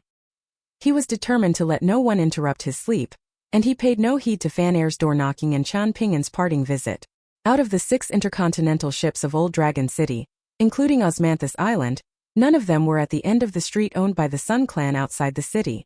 Instead, they were docked on a large island located around 20 kilometers south of Old Dragon City, and one had to take another ship just to reach the island. While waiting for the ship to the island, the two boys sat in a carriage prepared by the Fan clan, and Fan Air sneakily pulled out a money pouch before handing to Chan Ping'an as he said in a quiet voice, "My parents are really strict with my finances, so I don't have much money. This is all I have. I'm not being stingy or lying to you, I swear. These golden ingots were all given to me as lucky money for New Year's, and my parents only turned a blind eye to them as they had been given to me in secret by some close seniors, and they weren't immortal currencies like snowflake coins or lesser heat coins. Also, I've snuck out 2 flagons of Osmanthus wine for you to drink during the journey. The coach driver, Grandpa Ma, hid them for me in his pocket treasure, and he'll give them to you once you reach Osmanthus Island. Of course, given how close you are with me and Mr. Zheng, you'll be able to drink as much wine as you like on Osmanthus Island, but this is a private gift from me, so it's not the same thing." Chan Ping'an shook his head as he said, "I'll accept the wine, but you can keep the money." Fan Air was a little saddened to hear this. "Why? Surely you're not the type of person who would be offended, because the amount I'm offering you is too little. Isn't it always the thought that counts between friends like us? I've been saving up lucky money for 5 or 6 years, and honestly I was pretty sad to part with all this money." Chan Ping'an gently bumped Fan Air on the shoulder, then lowered his voice as he asked, "Is there any flower wine to be drunk in Old Dragon City? Once we're a little older." Fan Air's eyes immediately lit up, and a knowing look appeared on his face as he assured, "Don't worry, I'll make sure to save up some more gold ingots before your next visit." A serious look appeared on Chan Ping'an's face as he said, "A very good friend of mine told me that flower wine is the best tasting wine under the heavens, and that it would be a massive waste not to taste it at least once in one's lifetime. But when the time comes, we'll only be drinking wine, understood?" "For sure," Fan Air replied as he mirrored Chan Ping'an's serious expression. As it turned out, beyond the large island blocking the view of Old Dragon City was another island, one that was riddled with fragrant osmanthus trees, as well as elegant and intricate pagodas and pavilions. The 2 islands were connected by a wide road that spanned over the sea, and all of the other carriages were forced to draw to a halt on one end of the road, but this carriage was able to travel straight to Osmanthus Island. In doing so, it attracted much attention from the surrounding bystanders, but after they identified the old coach driver, none of them dared to raise any complaints. The carriage slowly drew to a halt, and Chan Ping'an and Fan Air disembarked, following which the latter said with a sullen expression, "I won't accompany you onto the ship, Chan Ping'an. I've stolen quite a few flagons of my father's osmanthus wine of late. I've exhausted the stash that he's been painstakingly keeping secret from my sister's mother, so I'm definitely going to be sent to the ancestral hall as punishment tonight. Don't eat any clay," Chan Ping'an hurriedly said. "I was joking when I told you that you could eat clay in the place of food." Fan Air was astonished, following which he became even more depressed as he wailed, "I dug up so much clay last night to stash under my bed. Was that a waste of time?" Chan Ping'an burst into laughter upon hearing this, then accepted the 2 flagons of wine from the benevolent-looking old coach driver. He began walking backward toward Osmanthus Island while still facing Fan Air as he waved him farewell. Fan Air also began waving at him as he yelled, "I think you have a really good name, Chan Ping'an. Just like my name. You can really tell that your parents put a lot of thought into your name." Chan Ping'an's expression immediately darkened slightly as he turned around and began rushing toward Osmanthus Island. "That's what you get for lying to me about eating clay." Fan Air mused to himself in a triumphant voice, then turned around to face the old coach driver as he smiled and said, "Take me straight to the ancestral hall, Grandpa Ma." In this moment, Fan Air was feeling very proud of himself. It seemed that from stealing and drinking his father's wine, he had grown a lot more courageous. The old coach driver was suppressing his amusement as he replied, "Your father says that you don't have to go to the ancestral hall this time." Fan Air clasped his fingers together behind the back of his head upon hearing this, and he didn't know whether he should be glad or annoyed. The old coach driver took a glance at Fan Air, then turned his gaze to Chan Ping'an, who had already stepped onto Osmanthus Island, and suddenly felt like the weather was particularly good on this day. Chan Ping'an began to make his way up the mountain, and he felt like with each step that he took, he was a step closer to Ningyao. Encouraged by that thought, he began to scale the mountain faster and faster, all the way until he reached the summit of Osmanthus Island. From there, he inspected his surroundings before suddenly taking a deep breath and holding it. He suddenly recalled something that Shui Chan's grandfather had told him. When this breath is exhaled, it should force heaven and earth to change colors. It should force immortals to kneel and kowtow. It should force all of the martial artists in the world to feel as if you are the paramount heavens. He then thought of something that Song Yushao had once said to him. "Chun Ping'an, if a girl ever tells you that you're a good person, that means you have no chance with her anymore." Chun Ping'an was instantly feeling a little deflated, and was left scratching his own head. In the end he recalled something that he himself had said. "My father's surname is Chan, and my mother's surname is also Chan, so my name is Chun Ping'an." He then squatted down and began chugging down wine in a frustrated manner as he murmured to himself, "You're a real idiot, Chun Ping'an." There was a badge crafted out of osmanthus wood hanging from Chun Ping'an's waist. On the front of the badge was engraved a rather strange phrase which read, "Grown under the moonlight, blooming under the sun," while the other side of the badge read, "Osmanthus guest of the Fan clan." It was rather strange that Osmanthus guest was being used here as opposed to esteemed guest. Furthermore, the wooden badge, which had been personally given to Chan Ping'an by Fan Air, also carried an inscription that read "Friend of Fan Air" in small text. It was clear that Fan Air had made this inscription. It didn't take long before someone arrived to greet Chan Ping'an. It was a middle-aged woman who carried herself in a very elegant fashion, and there was nothing lascivious or seductive about her. Even though she wasn't particularly beautiful, she had an exceptional, refined disposition, and Chan Ping'an could tell that she was a chi refiner of the middle 5 tiers. She introduced herself as one of the administrators on Osmanthus Island, and told Chan Ping'an that he could refer to her as Aunt Gui as in Osmanthus. Chan Ping'an was happy to oblige, and he told Aunt Gui that he was going to be in her care on this journey to Stalactite Mountain. Aunt Gui pointed at the wooden badge hanging from Chan Ping'an's waist as she explained, "That's an Osmanthus guest badge that only our clan leader can hand out, and with that badge, all purchases you make on Osmanthus Island will be 30% off." A hint of amusement then appeared in her eyes as she continued with an affectionate smile. "Fan Air also told me to take extra good care of you, so you can have a 40% discount instead." Chun Ping'an nodded in response, but internally, he had already decided that he wasn't going to be buying anything else on this intercontinental journey, unless it was something that really caught his eye. After all, Fan Air regarded him as a friend, and he had to reciprocate those feelings, rather than take excessive advantage of Fan Air's friendship to abuse the 40% discount he had been given. When it came to business dealings between friends, it was very difficult to gauge what was acceptable and what wasn't, and that was not Chan Ping'an's forte. Aunt Gui led Chan Ping'an to a large manor called the Osmanthus Palace, and on the way there, she introduced to Chan Ping'an the things that he could expect to find on Osmanthus Island, particularly mentioning that he had to taste the osmanthus cakes and osmanthus wines on offer on the ship. Those 2 things were readily available in the manor that had been assigned to Chan Ping'an, and all he had to do was ask for them from the maidservant in the manor. Chan Ping'an didn't refuse this offer, patting his sword nurturing gourd with a smile as he said, "I'll definitely be having some wine." Aunt Gui took a glance at the wine gourd strapped to Chan Ping'an's waist as she smiled and nodded in response. There were over 1,000 osmanthus trees on Osmanthus Island, and the ancestor tree on the mountain summit was even older than Old Dragon City, having been personally planted by an agrarian immortal from Middle-earth Divine Continent.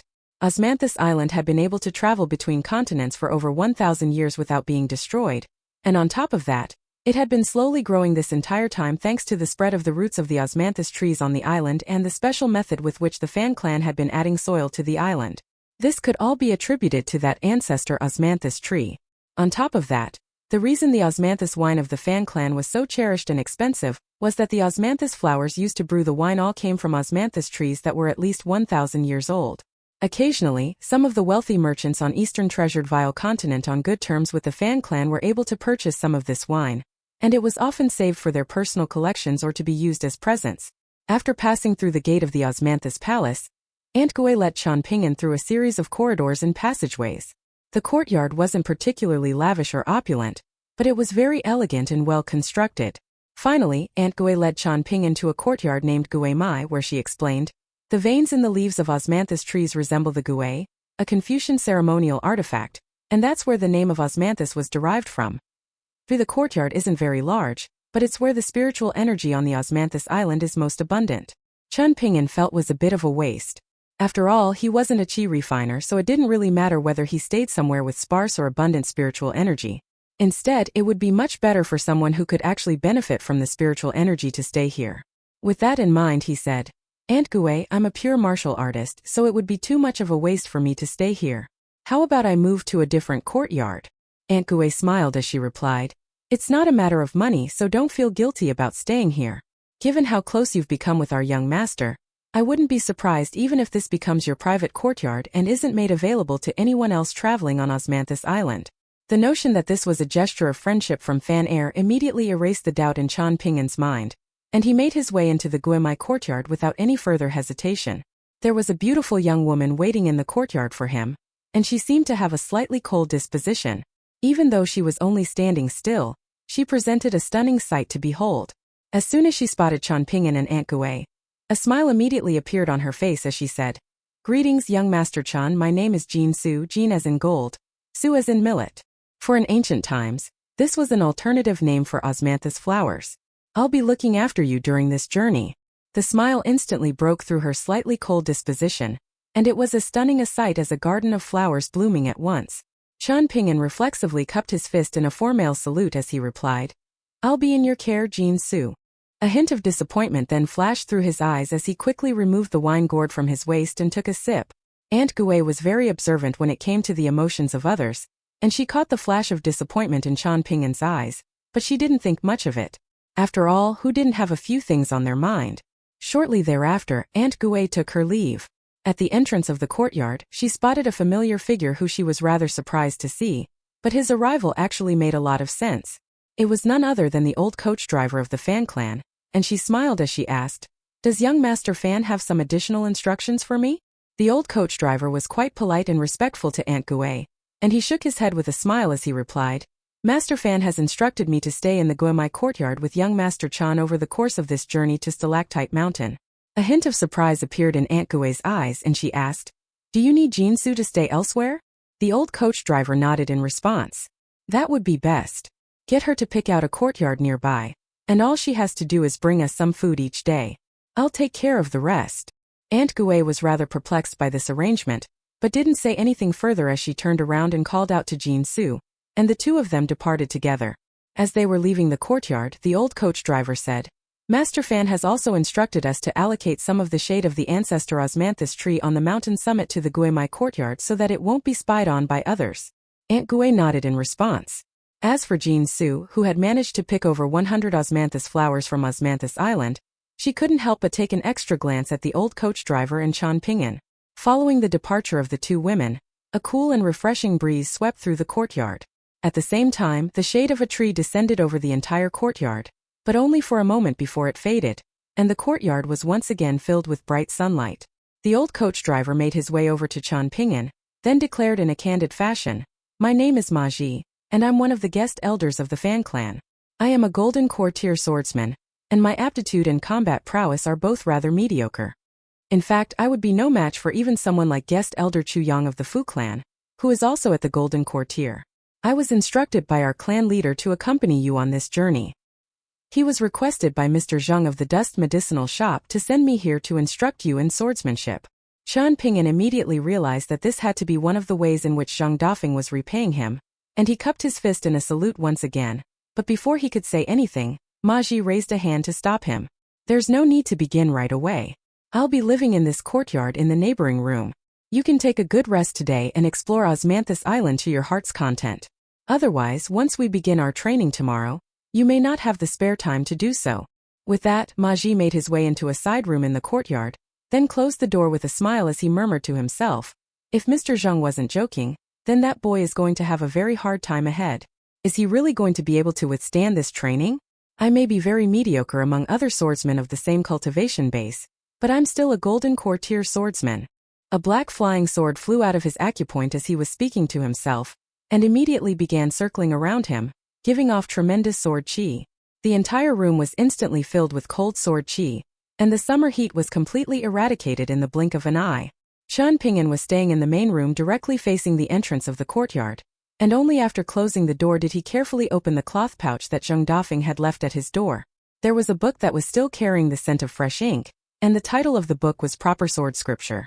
There was a very good chance that Zheng Dafeng had contacted a trustworthy bookstore using the Fan clan's connections to personally print this book. Just the title of the book alone was a display of exceptional calligraphy, and Qian Ping'an was struggling to connect such fine calligraphy to the uncouth and lackadaisical Zheng Dafeng. Aside from the Proper Sword Scripture, there was also an unremarkable-looking cotton money pouch. After weighing the pouch on the palm of his hand for a moment, Qian Ping'an discovered that there didn't seem to be many coins inside. He thought that it perhaps contained lesser heat coins or grain rain coins, but as soon as he opened the pouch to take a look inside, he immediately closed it again with a stunned expression. The pouch contained gold essence copper coins. He was well aware of just how precious gold essence copper coins were, as just a few pouches of these coins had allowed him to purchase several mountains. Qian Ping'an didn't even count the number of gold essence copper coins in the pouch, nor did he examine them to see whether they were offering coins, greeting spring coins, good fortune coins, or some combination of the three. Instead, he immediately stowed the pouch away in 15th. Outside of those things, all that remained was a jade tablet and a letter. The jade tablet was just a simple rectangular jade tablet, completely unadorned, but the material was exceptional, and it has the same fine and smooth texture as the finest silk. It was clearly a brilliant old artifact, but as for exactly what it was and how old it was, Qian Ping'an was unable to tell. Qian Ping'an opened the letter, and sure enough, the handwriting on the letter was identical to that of the title of the Proper Sword Scripture, so it was clearly a handwritten letter from Zheng Dafeng. The letter laid out several things in concise terms. Firstly, the sword scripture wasn't particularly advanced, but it was already the pinnacle for pure martial artists, and the sword techniques inside were all very simple, so they were perfect for someone as stubborn and single-minded as Qian Ping'an to practice. Furthermore, those 15 gold essence copper coins served as repayment for the 5 copper coins. As for the jade tablet, that was a minimization treasure. Aside from that, there was no other information on it, and no mention was made of where it had come from. Even so, this was enough to tell Qian Ping'an just how precious an item it was. Back when Shui Chan had accompanied Qian Ping'an on his journey to Great Sui Nation, he had also been carrying a minimization treasure. At the end of the letter, Zheng Dafeng stated that getting Ma Ji to instruct Qian Ping'an in swordsmanship was a bonus reward that he had included. He had done this so that the latter would be better equipped to deal with the suppressive effect that the sword Qi Great Wall had on pure martial artists. Hence, not only would Ma Ji be instructing him in swordsmanship, he would also teach Qian Ping'an how to fight against a swordsman of the middle 5 tiers. On this subject, Zheng Dafeng diverted from the brief and concise style that he had adopted throughout the letter thus far, laying out certain principles for Qian Ping'an, things like only those who endured the most bitter of hardships could become the greatest of men. However, even as Qian Ping'an was reading through this part of the letter, he could imagine the sly grin on Zheng Dafeng's face as he was writing it. Qian Ping'an knew that after Zheng Dafeng had heard about the suffering he had endured to get to the 3rd tier, he would be intent to continue Qian Ping'an's suffering into the 4th tier. He could already imagine Zheng Dafeng smirking to himself back at the dust medicinal shop. The thought of Qian Ping'an being tormented by Ma Ji on Osmanthus Island had to be an extremely pleasant one. Otherwise, the old swordsman wouldn't have told Qian Ping'an that he would only have one day to explore Osmanthus Island. Zheng Dafeng had dug a hole for him, and he had no choice but to jump into it. Minimization treasures could also be stored in pocket treasures, so Qian Ping'an stowed the sword scripture and the jade tablet away. For some reason, he suddenly thought of Xiaoyang of Divine Edict sect, who had a vast collection of pocket treasures and minimization treasures. He used to have a very positive impression of Xiaoyang, but he now thought of her with far less fondness. With that in mind, He heaved a faint sigh before leaving the courtyard to explore Osmanthus Island. At this point, the ship still hadn't yet set sail, and from the mountain summit, he could see many passengers boarding the ship. Qian Ping'an cast his gaze into the distance, and all he could see in 3 directions was the vast sea. It was a breathtaking sight, and also one that reminded him of just how tiny and insignificant he was. All of a sudden, Qian Ping'an recalled something that Cui Chan's grandfather had told him, which was that he was the most powerful third-tier martial artist under the heavens, not just Eastern treasured Vile Continent. During his prior conversation with Zheng Dafeng, the latter had also mentioned this topic and declared that Li Er had once been the most powerful 9th-tier martial artist under the heavens. However, now that he had reached the 10th tier, Qian Ping'an presumed that he had temporarily lost his title of the strongest under the heavens. Qian Ping'an had heard from Cui Chan that majestic world was an enormous place, with 4 lakes, 5 seas and 9 continents, including Eastern treasured Vile Continent, Complete Reed Continent, Southern World Continent, Pure White Continent and Golden Armor Continent. All of them were like stars around the moon, the glowing gem that was Middle-earth Divine Continent, and there were several major empires on Middle-earth Divine Continent. Only by conquering half of the entire Eastern treasured Vile Continent would the Great Li Empire's territory be able to compare with theirs. Qian Ping'an couldn't help but wonder to himself if the legendary 11th tier truly existed for martial artists. He had once raised this question to Cui Chan, but the latter had merely brushed it off without giving an answer. On Golden Armor Continent, there was an ancient battlefield with extremely sparse spiritual energy. Giant deity statues had once stood at hundreds of meters tall on this battlefield, but they had since collapsed without exception. The land now resembled a toppled and ravaged mountain range. This place was a natural forbidden area for all chi refiners on the continent. There were frequent gusts of astral wind that swept through the area without any warning, and for chi refiners of the middle 5 tiers, those astral winds were often lethal. The tallest and most majestic of the deity statues was one of the Buddha, and prior to its collapse, it seemed to have depicted the Buddha smiling while holding a flower between his fingers. However, the arm of the statue had been snapped at the shoulder and only 3 of its 5 fingers remained, while the flower once held between its fingers was completely destroyed. One of those fingers was pointed up at the sky, and just that finger alone was several dozen meters tall, giving one an idea of just how enormous the statue was back when it was standing in its full glory. There was a barefoot young girl in white standing atop the finger with her eyes tightly shut, allowing the wind to ruffle her hair. The girl was quite ordinary in appearance. A gust of astral wind was sweeping like a wave toward her, and the finger that she was standing on. The girl's eyes remained closed, and all she did was utter a single word in a certain dialect from Golden Armor Continent. The gust of astral wind was instantly split into 2 down the middle before blowing past either side of the Buddha's statue's finger. A small part of the gust of wind still managed to glide over the girl's face, slicing a series of gashes into her cheeks, but in the blink of an eye, those injuries were completely healed. The wind continued to blow, carrying the girl's faint fragrance into the distance. In the sea near Complete Reed Continent stood a tall mountain that resembled a spike pointing directly up at the sky. However, the mountain's summit was a circular pond that resembled a bottomless well, and the light of flames could be seen illuminating the walls of the well. This was the opening of an active volcano, and inside was a completely nude man with a brawny physique. He was seated in silence with his legs crossed atop a black rock. He was supporting his chin with one hand, and he seemed to be in deep thought. There were flames and molten lava churning all around him, but he seemed to be completely oblivious. The most remarkable thing about the man was that he had 2 pupils in each eye. There was a frustrated look on his face as he murmured to himself, "It's been quite difficult trying to progress to the Vajrabhati tier. I suppose I can only blame myself for eating too many pills. How much did I eat? 100 kilograms? 200? Once I reach the Vajrabhati tier, I really have to stop munching down pills like food. Setting aside everything else, just having to poop every day is a real pain in the arse. And it's downright shameful for a 6th-tier martial artist like myself." All of a sudden, a flying sword swooped into the well at an astonishing speed, and the brawny man immediately slumped to the ground before falling into the sea of molten lava around him. The flying sword wasn't particularly large, and even though its target already appeared to have been struck down, it still didn't relent, flying rapidly around the volcanic crater to send countless rocks tumbling into the lava down below. Given the cultivation base of the owner of the flying sword and how sharp the flying sword was, it would have most likely been able to pierce through the entire mountain had this been any other place on Complete Reed Continent. But here the flying sword was encountering significant resistance. An elderly man was standing on the edge of the volcanic crater with a long sword strapped to his back, and after striking down the brawny man, the old man roared in a thunderous voice, I've finally found you, you despicable bastard. Don't play dead. I know that wasn't enough to kill you. You chose to trap yourself in this place where there can be no escape. Once you die here, nothing will remain of your body, and perhaps that will go some way to atoning for your sins.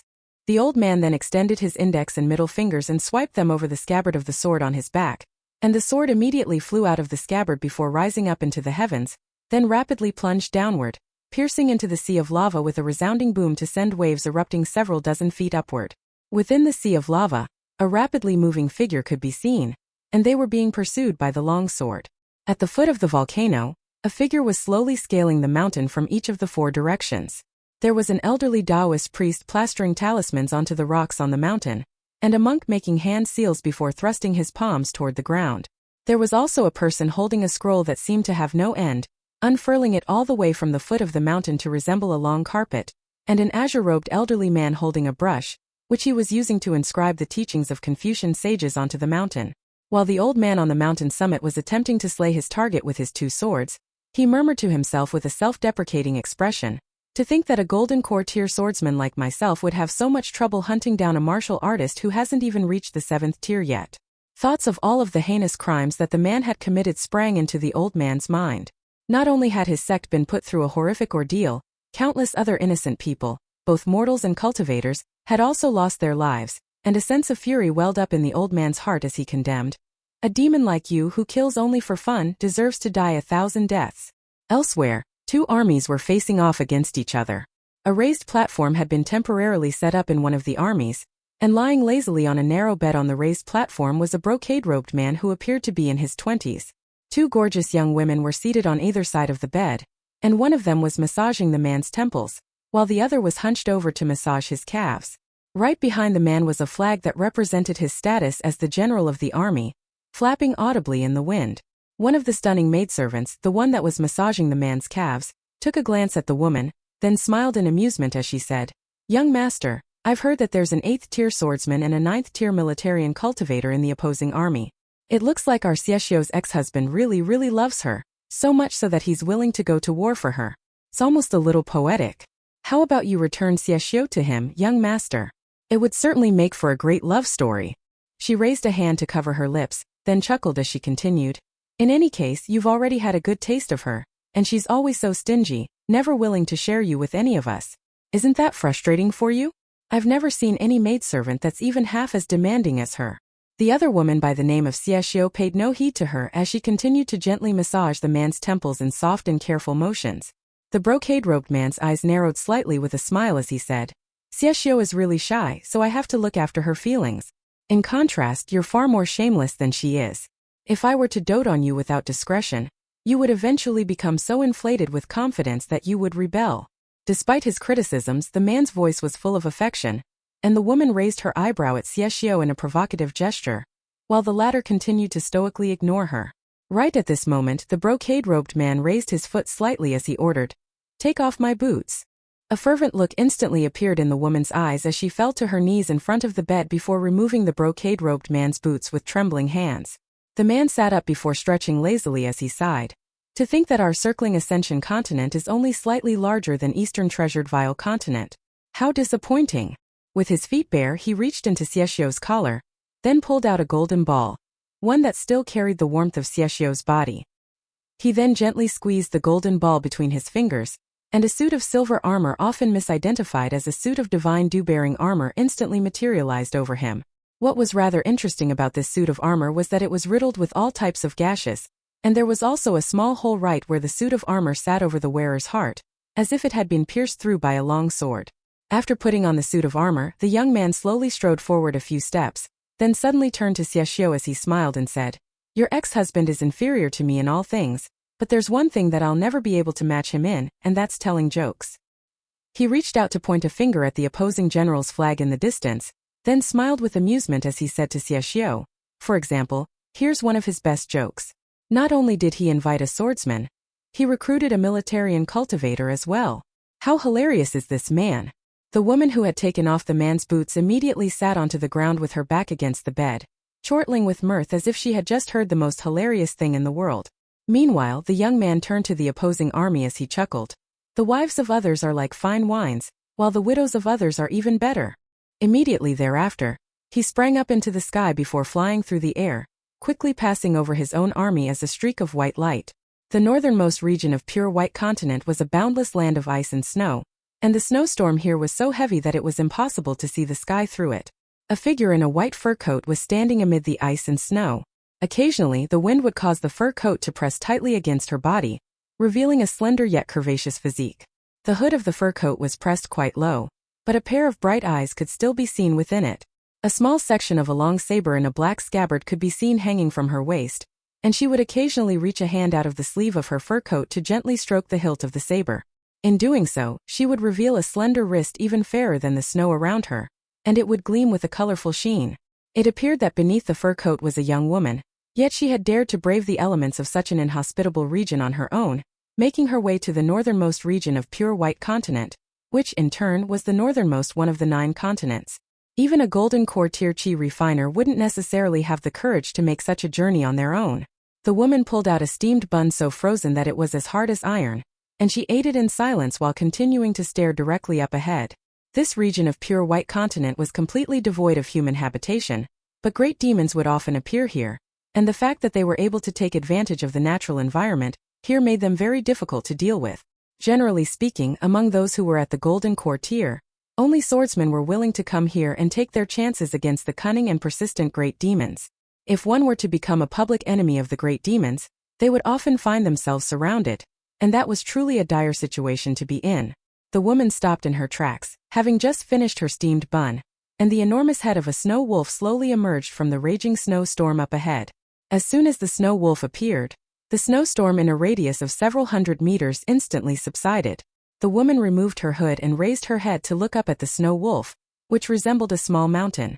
She burped, then drew her saber once. As she began to sheath her saber, it appeared as if nothing had happened. The woman continued onward with a smile as she said, "Pardon me, but I'll have to take your head to earn myself some money for makeup." Only as she arrived in front of the snow wolf did its mountainous body finally collapse to the ground. She looked at the snow wolf's massive decapitated head, and a slightly troubled look appeared on her face. This was an enormous head. Was she going to have to carry it back herself? With that in mind, she turned to the wind and snow in the distance, then raised a hand to make a beckoning motion as she instructed. "You come over here and carry this head back for me and I'll spare your life. As a reward for your efforts, you can have the rest of this snow wolf's carcass."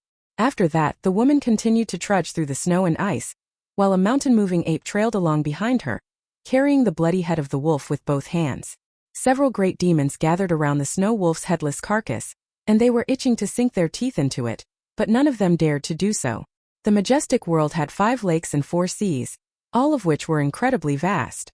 At the bottom of one of those lakes was an ancient battlefield, and a man was there, hunting for the heroic spirits that still remained on the battlefield. As he captured them, he placed them into the small fish basket hanging from his waist. High up in the sky above the sea was a thin and wizened old man with a pair of long eyebrows. He was so high up that it was as if he could touch the top of majestic world's heavens just by reaching upward. There were 2 layers of clouds here that were separated by close to 100 kilometers, and the old man was seated with his legs crossed at a completely unremarkable hole in the clouds. There was a bright green fishing rod in his hands, but no line trailing down from the rod. On the lower sea of clouds, around 30 kilometers away from the old man, a large pot of cloud and mist whales was passing by. The old man swung his fishing rod forward, motioning as if he were casting his line, and an extremely thin white line that resembled a thread of silk appeared on the tip of the fishing rod. The line was only just barely visible thanks to the light of the sun, and it wrapped itself around a massive cloud and mist whale several kilometers in length. All cloud and mist whales innately possessed tremendous strength, and this one immediately began to struggle with all its might. The old man reared back and tugged violently on his fishing rod while also rising to his feet, and the fishing rod was bent to a ridiculous curvature, looking as if it could snap at any moment. The old man chortled with glee as he exclaimed to himself, "There's a strong one on the line." The battle between fish and fishermen raged on for about 15 minutes, during which time the old man was frantically rushing back and forth on the sea of clouds while spitting out a steady stream of profanities, presenting a rather comical sight to behold. The fact that a pure martial artist had ascended to such lofty heights indicated that the old man had to be at least at the 8th tier. An 8th tier martial artist could kill a cloud and mist whale with ease, and even in a battle against an entire pod of such whales, they were still all but assured of victory. However, the key to the old man's fishing was the incredible fishing line on the end of his rod, which had been manifested using his true chi. The most extraordinary thing about all of this was the line was able to remain intact, even against the tremendous strength and weight of a cloud and mist whale. On Middle-earth Divine Continent, there existed the ruins of a vast nation that was once one of the 9 major empires of Majestic World. Generally speaking, the only entity capable of destroying such a powerful empire would be another one of the 9 major empires, but that was not the case on this occasion. At the center of the fallen empire was a once resplendent imperial palace that had since been razed to the ground. There was a horse slowly advancing through the palace, and all of the generals and soldiers in the path of the horse hurriedly scurried away. The horse was making its way toward the prestigious palace renowned across all 9 continents. Instead of making its way into the palace by scaling the steps on either side of the dragon wall, the horse stepped onto the dragon wall itself, and it did so with no more trouble than the average horse scaling up a small hill. A tall and imposing person rode atop the horse, clad in a suit of golden armor, and their face was concealed behind a visor. They held a shimmering golden spear riddled with runes, one far longer than the average spear. As for the steed, it was a dragon horse that was a descendant of flood dragons, an extremely rare beast. Hanging from the waist of the rider was a sword with no scabbard. It also had no sharp edges, and it was covered in rust. There was a pair of tiny ancient characters engraved onto its surface, but they were so worn with age that they were barely even visible at all. Prior to entering the palace, the general who had brought down this nation suddenly raised an arm up high, then extended their middle finger up at the sky. After that, they remained still on the spot, seemingly waiting for a response from the heavens, but there was no response, so after a brief pause, they gently nudged their steed with their legs, and it continued onward. After the dragon horse strode over the doorstep of the palace, its rider cast their gaze toward the dragon throne proclaimed to be the most precious birth under the heavens. They then lowered their head to take a glance at the sheathless longsword strapped to their waist. They had heard that the scabbard of the sword was in a small place called Eastern Treasured Vile Continent, and they were wondering if they should send someone to retrieve it or make the trip themselves. The general removed their helmet and visor, and a head of long hair came spilling down. It was a woman, a martial goddess. Qian Ping'an stood in the cool and refreshing shade under the ancestor Osmanthus Island on the mountain summit on Osmanthus Island, and he couldn't help but think of the old locust tree from back home. However, the old locust tree no longer existed while this tree was still thriving. A tinge of melancholy welled up in Qian Ping'an's heart at this thought, but a faint smile then appeared on his face as he recalled the memory of Li Baoping running around with those locust branches on her shoulder. She was so adorable and energetic, and she feared nothing. In a way, she was very similar to Fan, who had no worries and could live every day to the fullest. Qian Ping'an was very envious of them, and he hoped to become like them someday.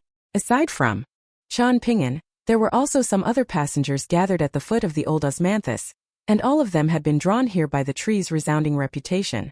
Some of them were pointing at and commenting on the old tree, and there were also some women posing beside the tree while several Osmanthus Island artists drew commemorative paintings for them. There was even a family of 3 that had requested one of the artists to draw a family portrait for them. Back on the horse-drawn carriage, Fan had told Qian Ping'an that there was a diverse range of cultivation bases among the businessmen traveling from Old Dragon City to Stalactite Mountain for business, and they also came from all types of different backgrounds.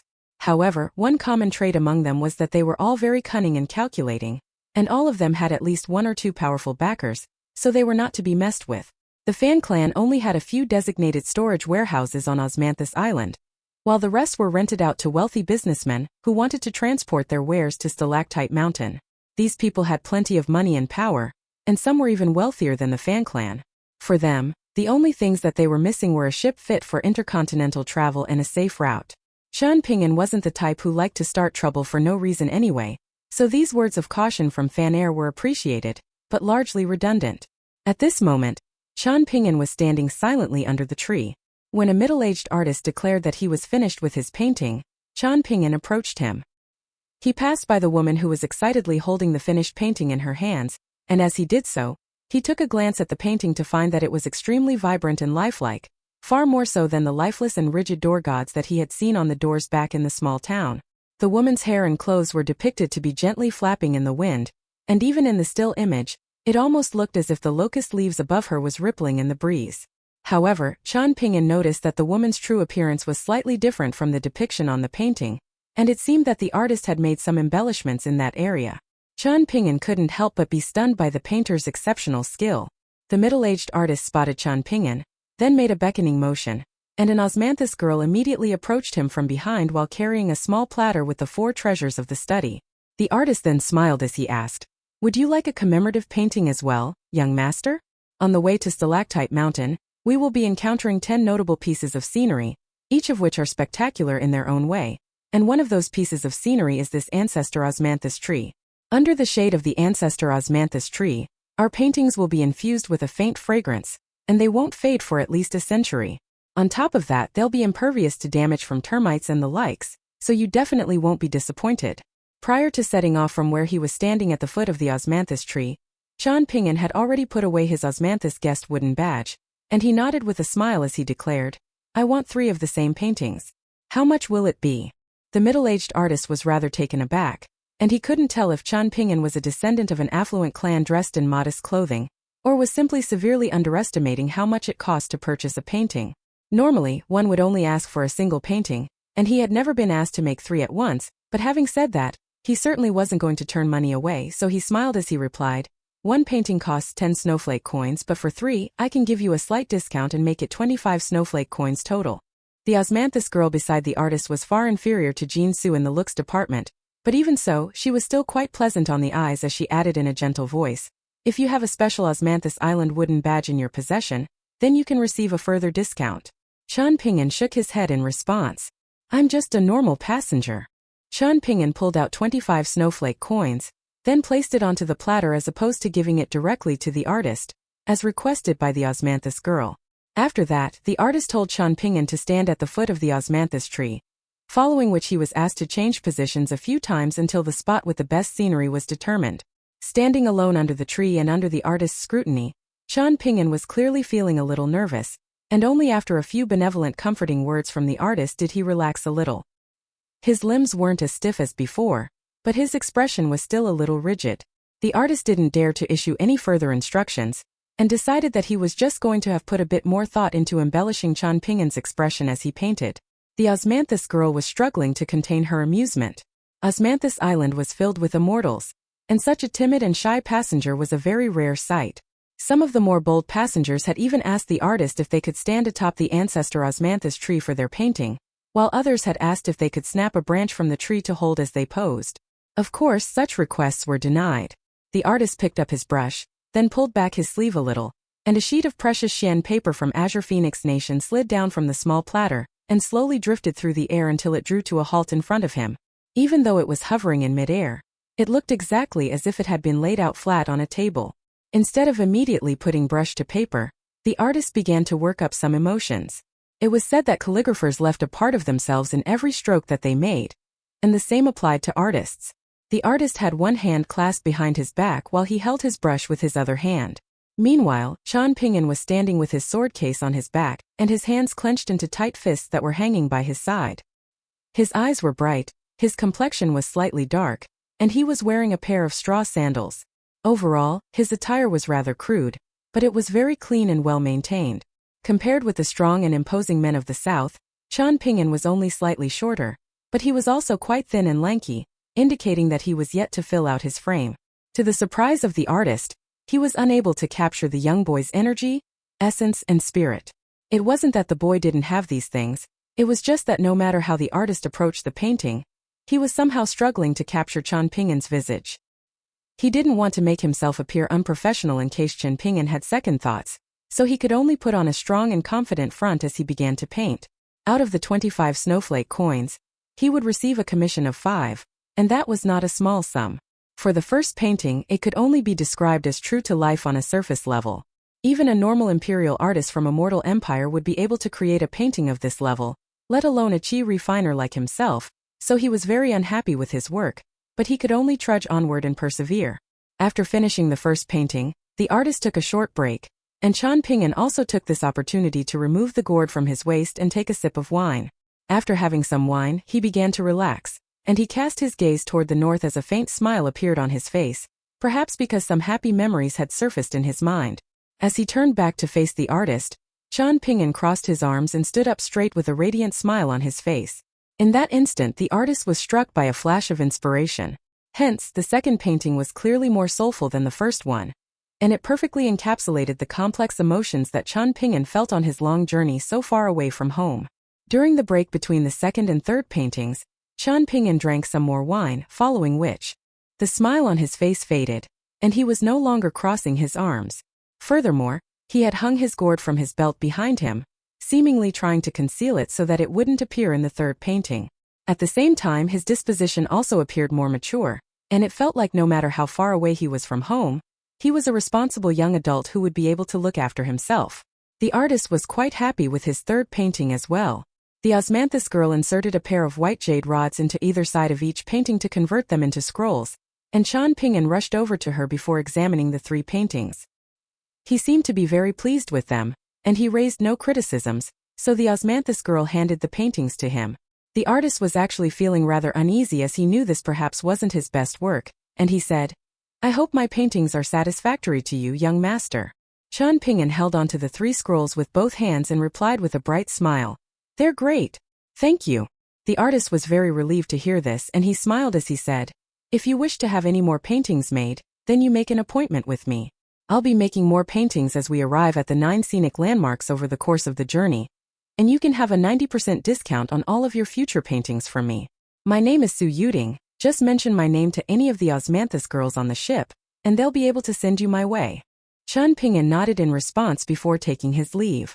What Qian Ping'an refrained from mentioning was that the chances of him having additional paintings made were very slim. Given how much pleasure Zheng Dafeng derived from his suffering and his own capacity for punishment, it was unlikely that he would be leaving the Guemai courtyard at all over the rest of the journey. Upon returning to his room in the Guemai courtyard, Qian Ping'an began to write a letter, and he did so in painstaking fashion, making sure to be extremely meticulous with every single brush stroke. Back in the dust medicinal shop, Qian Ping'an had intended to send a letter each to Mountain Cliff Academy and his hometown in Dragon Spring Prefecture. However, he didn't dare to do so as Old Dragon City was firmly under the Fu clan's control. However, after learning that there were mail services by flying sword available on Osmanthus Island, he decided that he was going to send those letters after boarding the ship. He had chosen to have 3 paintings made as he was going to send one to Li Baoping along with a letter, and a second one back to Dragon Spring Prefecture so the little boy in azure and the little girl in pink could burn it at the grave of his parents to show them that he was living a very good life. This was why he had concealed his sword-nurturing gourd for the third painting. He couldn't let his parents know that he had turned into a little drunkard. As for the second painting, that was going to be a keepsake for himself. After finishing the 2 letters, Qian Ping'an left the courtyard once again with 2 of the paintings, then traveled to the immortal relay station on the ship. On the way there, he ran into Jin Su, and even though Qian Ping'an insisted that he could go to the relay station on his own, Jin Su was just as insistent about accompanying him there, telling him that even though she was no longer staying in the Guemai courtyard, she was still the courtyard's designated maidservant, so if she were to allow Qian Ping'an to go off on his own over such a trivial matter, then she would surely be punished by Aunt Gui and the Fan clan. Hence, Qian Ping'an had no choice but to allow her to accompany him. Thankfully, once they arrived at the relay station, Jin Su merely remained silent and didn't interfere with what he was doing at all, refraining from saying anything even as Qian Ping'an chose to pay as a normal passenger rather than displaying his osmanthus guest wooden badge. After accompanying Qian Ping'an back to the entrance of the courtyard, Jin Su took her leave, then returned to her residence, which was a peaceful courtyard that she shared with Aunt Gui. Even the old coach driver was unaware that Jin Su was Aunt Gui's only disciple. Jin Su sat down across from Aunt Gui, and the latter smiled as she asked, "Is there something on your mind? Does it have something to do with that boy?" Jin Su was naturally rather distant and aloof, and even in the presence of her mistress, there still wasn't much of a smile on her face as she replied, "He's a little strange." Aunt Gui smiled as she said, "You've spent your entire life on Osmanthus Island, traveling back and forth between Old Dragon City and Stalactite Mountain, so you haven't had many opportunities to interact with others. Hence, it's quite normal that you find that boy to be strange." A rare display of childish displeasure appeared on Jin Su's face as she pouted. "That's not true. I've left the ship to visit the inner city a few times, and I've seen many of the handsome young masters of Old Dragon City." Aunt Gui immediately burst into laughter. "Then you fell in love at first sight with Sun Jiashu, right? You were so smitten with him that you outright rejected Fu Nanhua's advances without any regard for his feelings. You know, the Fan clan actually wants you to be a little closer with Fu Nanhua. It's a good thing that even though the Fan clan is a clan of businessmen, they're all quite lenient and benevolent. You were really immature and almost caused a lot of trouble for the clan, Yet they still didn't try to force you to do anything against your will. If you did the same thing while serving any of Old Dragon City's other major clans, you would be in for a great deal of hardship. A cold look appeared in Jinsu's eyes as she said, "The Fan clan has treated me very well, and I'll be sure to repay them in the future, but if they dare to push me too far on these matters, then I—" Before she had a chance to finish her sentence, Aunt Gui leaned forward and flicked her on the forehead as she scolded. "Don't be so arrogant. You've only just barely managed to stumble your way to the cave abode tier. Do you really think of yourself as some type of cultivation prodigy? In terms of aptitude, you're roughly on the same level as Fan Air. Both of you are considered outstanding prodigies in Old Dragon City, but that's certainly not the case in the context of the entire Eastern Treasured Vile continent, and if we expand the scope even further to encompass Majestic World." Aunt Gui's voice trailed off here as she heaved a faint sigh, but the implications were already very apparent. Finding a disciple that was to one's liking was already a very difficult task, and it was even more difficult to nurture that disciple to the mountain summit. Hence, the immortals on the mountain summit were always extremely prudent and selective when choosing their disciples. In fact, this was something that they viewed as secondary in importance only to their own pursuit of the Great Tao. Aunt Gui knew 2 10th-tier Earth immortals and an unpolished Jade-tier cultivator, and in order to test their future disciples, they had conducted examinations ranging from at least a decade to over a century, and only after those prospective disciples had overcome all of the trials and tribulations thrown their way were they finally accepted. Jinsu was a very proud young woman, and there wasn't anyone else present, so she stood up from her chair, then sat down beside Aunt Gui and latched onto her arm like a spoiled child as she countered. "But I have a really good mistress." Aunt Gui prodded Jinsu's forehead firmly with her finger as she jibed. "You do indeed have a good mistress, but unfortunately for me, I have a disciple who's constantly causing trouble for me." Jinsu leaned her head against Aunt Gui's shoulder as she sighed. "Do you think Sun Jiashu likes me?" Instead of answering the question, Aunt Gui chuckled. "Spring has already passed us by, but it seems like cherry blossoms are still blooming in your heart." "Mistress." Jinsu whined with an embarrassed expression. Aunt Gui turned to look at her disciple with a benevolent smile as she chuckled. "How could any man not like a girl as beautiful as you?" Jinsu was very pleased to hear this. However, Aunt Gui then heaved a forlorn sigh as she continued. "But have you considered that not only is Sun Jiashu an exceptional man, he's also the head of Old Dragon City Sun Clan? He harbors lofty ambitions to elevate the Sun Clan to unprecedented heights, and he's also viewed as the future hope of commercialism.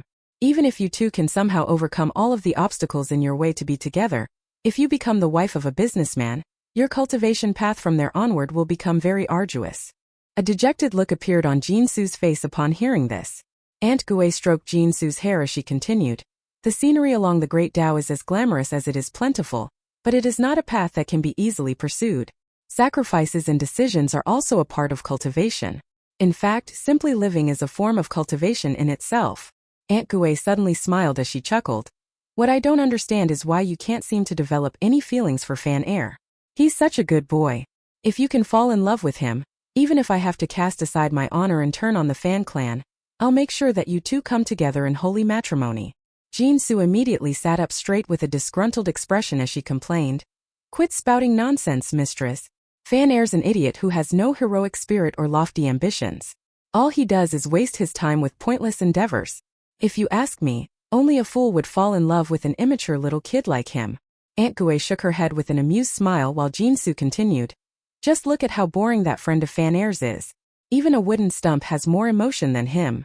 No matter how prodigious or wealthy he is, there's no way he's going to make it very far at all." A contemplative look appeared on Aunt Gui's face, and she didn't agree or disagree with this notion. After returning to the Guimai courtyard, Chan Ping'an began to practice his walking meditation, having already completed his earlier errand. Ma Ji could observe his walking meditation even without leaving his room, but he still emerged from his room and made his presence known to Chan Ping'an. Chan Ping'an paid no heed to this and continued his fist technique practice in silence. Prior to boarding the ship from Watercombing Nation, Chan Ping'an had performed his walking meditation very slowly.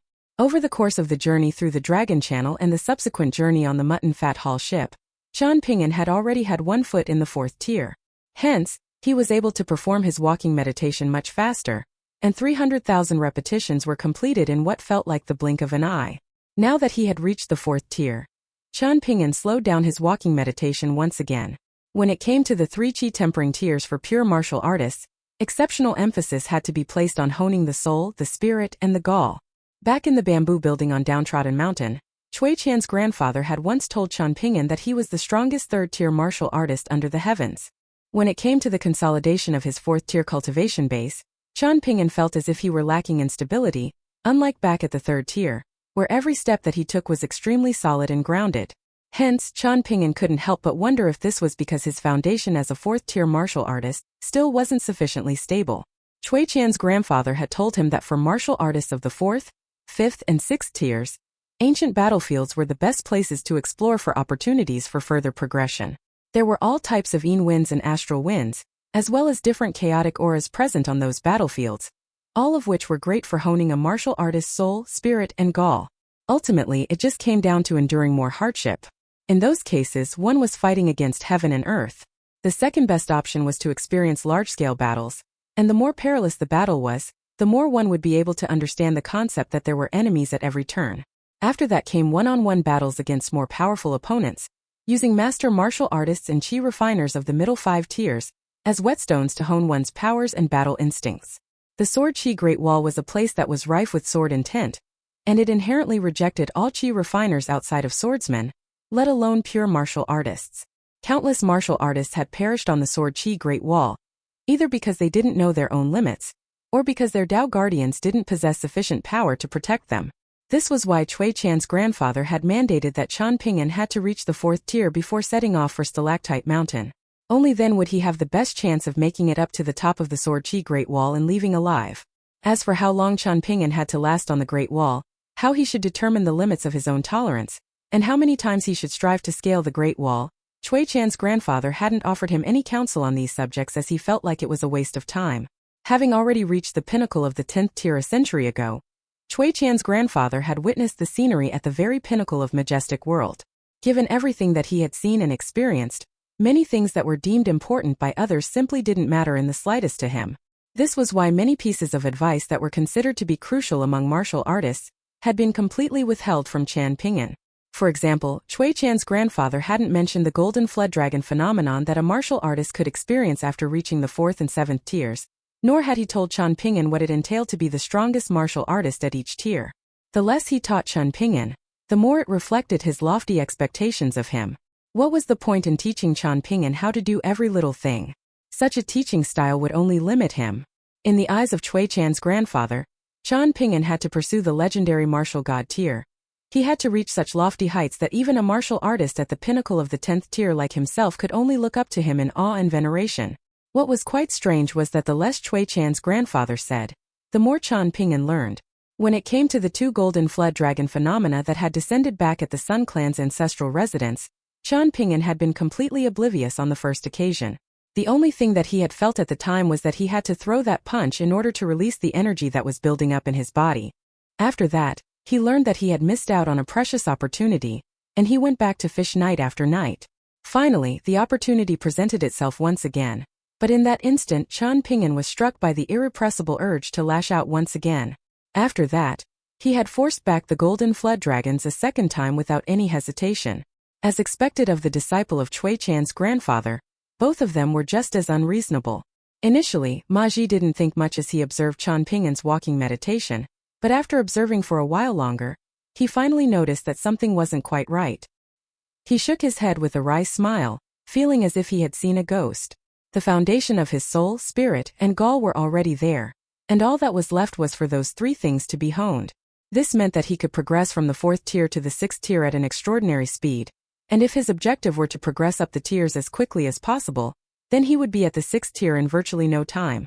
If it weren't for the fact that he had been informed that Qian Ping'an had only just reached the 4th tier, he wouldn't have been so astonished, but Zheng Dafeng had clearly told him that Qian Ping'an was indeed only at the 4th tier. How could there possibly be such an unreasonably formidable 4th tier martial artist under the heavens? All of a sudden, Ma Ji could feel the bonded flying sword in his acupoint itching to come out, and he was struck by the urge to challenge Qian Ping'an to a spar. He was a golden core tier swordsman, yet at this moment, he was seriously considering challenging a 4th tier martial artist. A sense of sorrow welled up in his heart, and he felt as if he really had become an old man. However, the sorrow was fleeing and quickly faded. The world was extremely vast.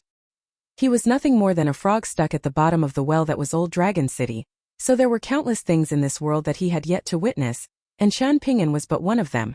All of a sudden, a thought sprang into his mind, and he smiled as he asked, Qian Ping'an, you're not aiming to become the strongest fourth-tier martial artist under the heavens, are you? Qian Ping'an had just completed one repetition of his six-step walking meditation, and began another repetition as he replied, I won't settle for anything less. Ma Ji didn't think much of this response.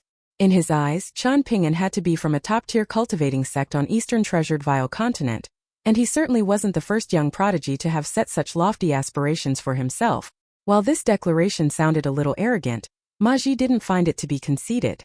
Unbeknownst to him, just this simple six-step walking meditation was something that Qian Ping'an had already performed hundreds of thousands of times. In the dying light of dusk, Osmanthus Island slowly set sail from behind the giant island. If anyone were to look up in that direction from atop the city wall of Old Dragon City, they would be able to see the enormous silhouette of the ship in the sky. Of course, they would be able to get an even clearer view of the ship from the island, and one of the people on the island right at this moment was Sun Jiashu. Even though he had left Old Dragon City, he wasn't accompanied by any of his clan's guest elders as on this occasion. He had Lu Baqiao to keep him company. Lu Baqiao had only just arrived at Old Dragon City, and at this moment, he was squatting on the railing of the island's sightseeing pavilion, looking out at Osmanthus Island with a slightly weary and dejected expression. He was tired from the long journey that he had made by flying sword, and was sorely disappointed by how things had turned out between Sun Jiashu and Qian Ping'an. He had all this frustration in his heart that wanted to vent, but he was holding it back as he didn't want to hurt his friend. Why didn't you go on to Osmanthus Island to give him an explanation? Sun Jiashu asked. Even as the prodigious swordsman that he was, Lu Baqiao was still utterly exhausted from his journey to Old Dragon City from Wind Lightning Field. He wiped the back of his hand over his parched lips, then shook his head. I'm too ashamed to go and see him. Sun Jiashu was leaning against a pillar of the pavilion beside Lu Baqiao, and a wry smile appeared on his face as he sighed. I'm the one to blame for all of this. Lu Baqiao waved a dismissive hand in response. I do feel very angry, but I can understand why you did what you did. Qian Ping'an may be my friend, but that doesn't mean that he's your friend. I just failed to anticipate that he would be harboring so many secrets that even you were unable to resist the temptation to try and profit from him. Ultimately, this is still my fault. I underestimated this friend of mine and introduced him to you without proper discretion. There's no need for you to feel guilty, Sun Jiashu. You should have never been in this position in the first place. Sun Jiashu rested his hand on the pillar beside him as he turned to the side. A gentle breeze caressed his handsome features as he said in a quiet voice, I can see where you're coming from, but things should have never turned out as terribly as they did. I know better than anyone else just how averse you are to talking things out. Normally you're much more direct and straightforward, yet this time you're not cursing me out or beating me up. Instead, you're being uncharacteristically calm and reasonable. Why does it feel like you no longer wish to be my friend? That's not the case, you're overthinking things, Lu Baqiao said with a shake of his head, then turned to Sun Jiashu as he reassured, I'm serious. Sun Jiashu also smiled as he sighed. I really screwed you over this time, didn't I? Lu Baqiao turned to continue looking at Osmanthus Island in the distance as he grimaced. Let's not talk about this anymore. Sun Jiashu could only heave an internal sigh. Shortly thereafter, the two of them returned to Old Dragon City, and Sun Jiashu took Lu Baqiao to the Sun Clan's ancestral residence. This was the first meeting between Lu Baqiao and the nascent Tier Sun Clan patriarch staying at the Sun Clan's ancestral residence, and the latter immediately took a liking to the former. As an Earth immortal, he very rarely ate food anymore, but he still joined the two young men for a meal, which consisted entirely of Lu Baqiao's favorite dishes. Lu Baqiao was like a spitting image of the Sun Clan's patriarch's younger self, speaking his mind without any qualms or discretion, and the two of them got along extremely well despite the significant age gap. Lu Baqiao had to return to Wind Lightning Field, so after the meal, he put on the old dragon cloud-flipping pendant and departed atop his flying sword. Alone at night, Sun Jiashu was fishing by the river, when he suddenly raised his head to look up into the night sky. As it turned out, Lu Baqiao had circled around atop his flying sword and now returned. He landed beside Sun Jiashu and kicked him into the river before speeding away again without uttering a word. Sun Jiashu climbed back onto the riverbank with his clothes completely soaked, but a joyful smile had appeared on his face. The Sun Clan patriarch appeared beside Sun Jiashu without any warning, then said in a meaningful and heartfelt manner, friends like Lu Baqiao must be cherished for as long as you live, whether that be a decade, a century, or a millennium. Sun Jiashu wiped a hand across his face with a smile as he said, I understand, esteemed patriarch. From now on, can you allow me to be a bit more selfish and do some things that I want to do? but as the leader of the Sun Clan. The ancestors of our Sun Clan would love to see that. The Sun Clan patriarch immediately replied without any hesitation. Sun Jiashu extended a deep bow toward the old man as he said, "Thank you, esteemed patriarch. Don't bow down to me, you little bastard. You're the head of the Sun Clan right now." The old man chuckled. With that, Sun Jiashu picked up his fishing basket and fishing rod, then quickly returned to the Sun Clan's ancestral residence. He left that very night, traveling to the Sun Manor in the inner city to take care of some affairs. Not long after Sun Jiashu's departure, one of the Golden Courtier guest elders of the Sun Clan approached the Sun Clan patriarch with a smile, then declared in a direct and straightforward manner, "The Sun Clan is extremely fortunate to have such a brilliant leader. I would like to extend my agreement with the Sun Clan for another century." The old man gladly accepted this request, then made his way to the ancestral hall on his own to offer up some sticks of incense. At the dust medicinal shop, Fan didn't have to kneel at the Fan clan's ancestral hall as punishment, so he went to the shop to chat with Zheng Dafeng. As Fan entered the shop, Zheng Dafeng was resting on the counter, harassing a voluptuous female employee, asking her whether her husband, who was a coach driver, still had energy for her in bed after running around all day. The woman had already grown accustomed to Zheng Dafeng's harassment, and she put on a seductive smile as she replied that they had to get the carpenter to fix their bed on a weekly basis. Fan just so happened to overhear this, and he pretended not to have understood what she was implying. As for the woman, she was a little embarrassed. She was used to talking with Zheng Dafeng, and she did it to pass the time while working at the shop, but she didn't dare to be so bold in the face of outsiders. Zheng Dafeng wasn't willing to let the woman off the hook, and he turned to Fan with a smile as he said, "Did you hear that? If you ever need a carpenter to fix your bed for you, you should come to her for a recommendation." Fan nodded in response, still pretending to be oblivious to the sexual undertones at play. All of the female employees in the shop immediately rose up collectively in protest, with some of them threatening to sew his lips shut, while others declared that they weren't going to cook for him, even if he paid them. Zheng Dafeng brushed off these threats without any concern, then led Fan to the backyard. As the two sat down, Fan had already brought Zheng Dafeng's pipe to him. Zheng Dafeng took a puff out of his pipe, then blew out a smoke ring, and he was immediately put in a good mood at the thought that Chan Ping'an had finally left Old Dragon City. Fu Clan sat down onto a small stool then asked, "Mr. Zheng, will you be attending Fu Nanhua's wedding?" "I would if I were the groom." Zheng Dafeng snapped. "I heard that Fu Nanhua's fiancée is not very good-looking," Fan said in a quiet voice. "She's not good-looking? If she were my wife, I would never leave my bed." Zheng Dafeng chuckled. Fan was completely speechless. He had no criticisms of his martial arts master except for how direct and straightforward he was. Sometimes, Zheng Dafeng was so blunt that it caught him completely off guard. When it came to chatting, he much preferred talking to Chan Ping'an. "Chan Ping'an sees you as a friend now, does he?" Zheng Dafeng suddenly asked. Fan nodded eagerly in response. "That's right, we're very close friends now. I suppose it makes sense that idiots would band together," Zheng Dafeng jibed as he blew out another smoke ring. In a rare display of defiance against his martial arts master, Fan retorted, "Don't say that about Chan Ping'an, he's not an idiot. In fact, he's really smart and I really admire him. I feel like I'm extremely fortunate to have met him." Zheng Dafeng turned to Fan with an exasperated expression, then sighed. "No wonder you two can become friends." A serious look then appeared on his face as he continued, "Just now I decided on two things. Listen up carefully, Fan."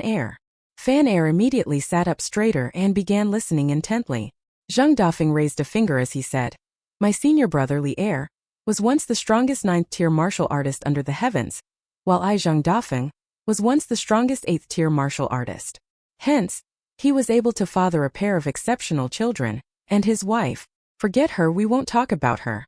As for myself, I was this close to achieving an unprecedented feat of progressing straight from the 8th tier to the 10th. Then we look at Chan Ping'an.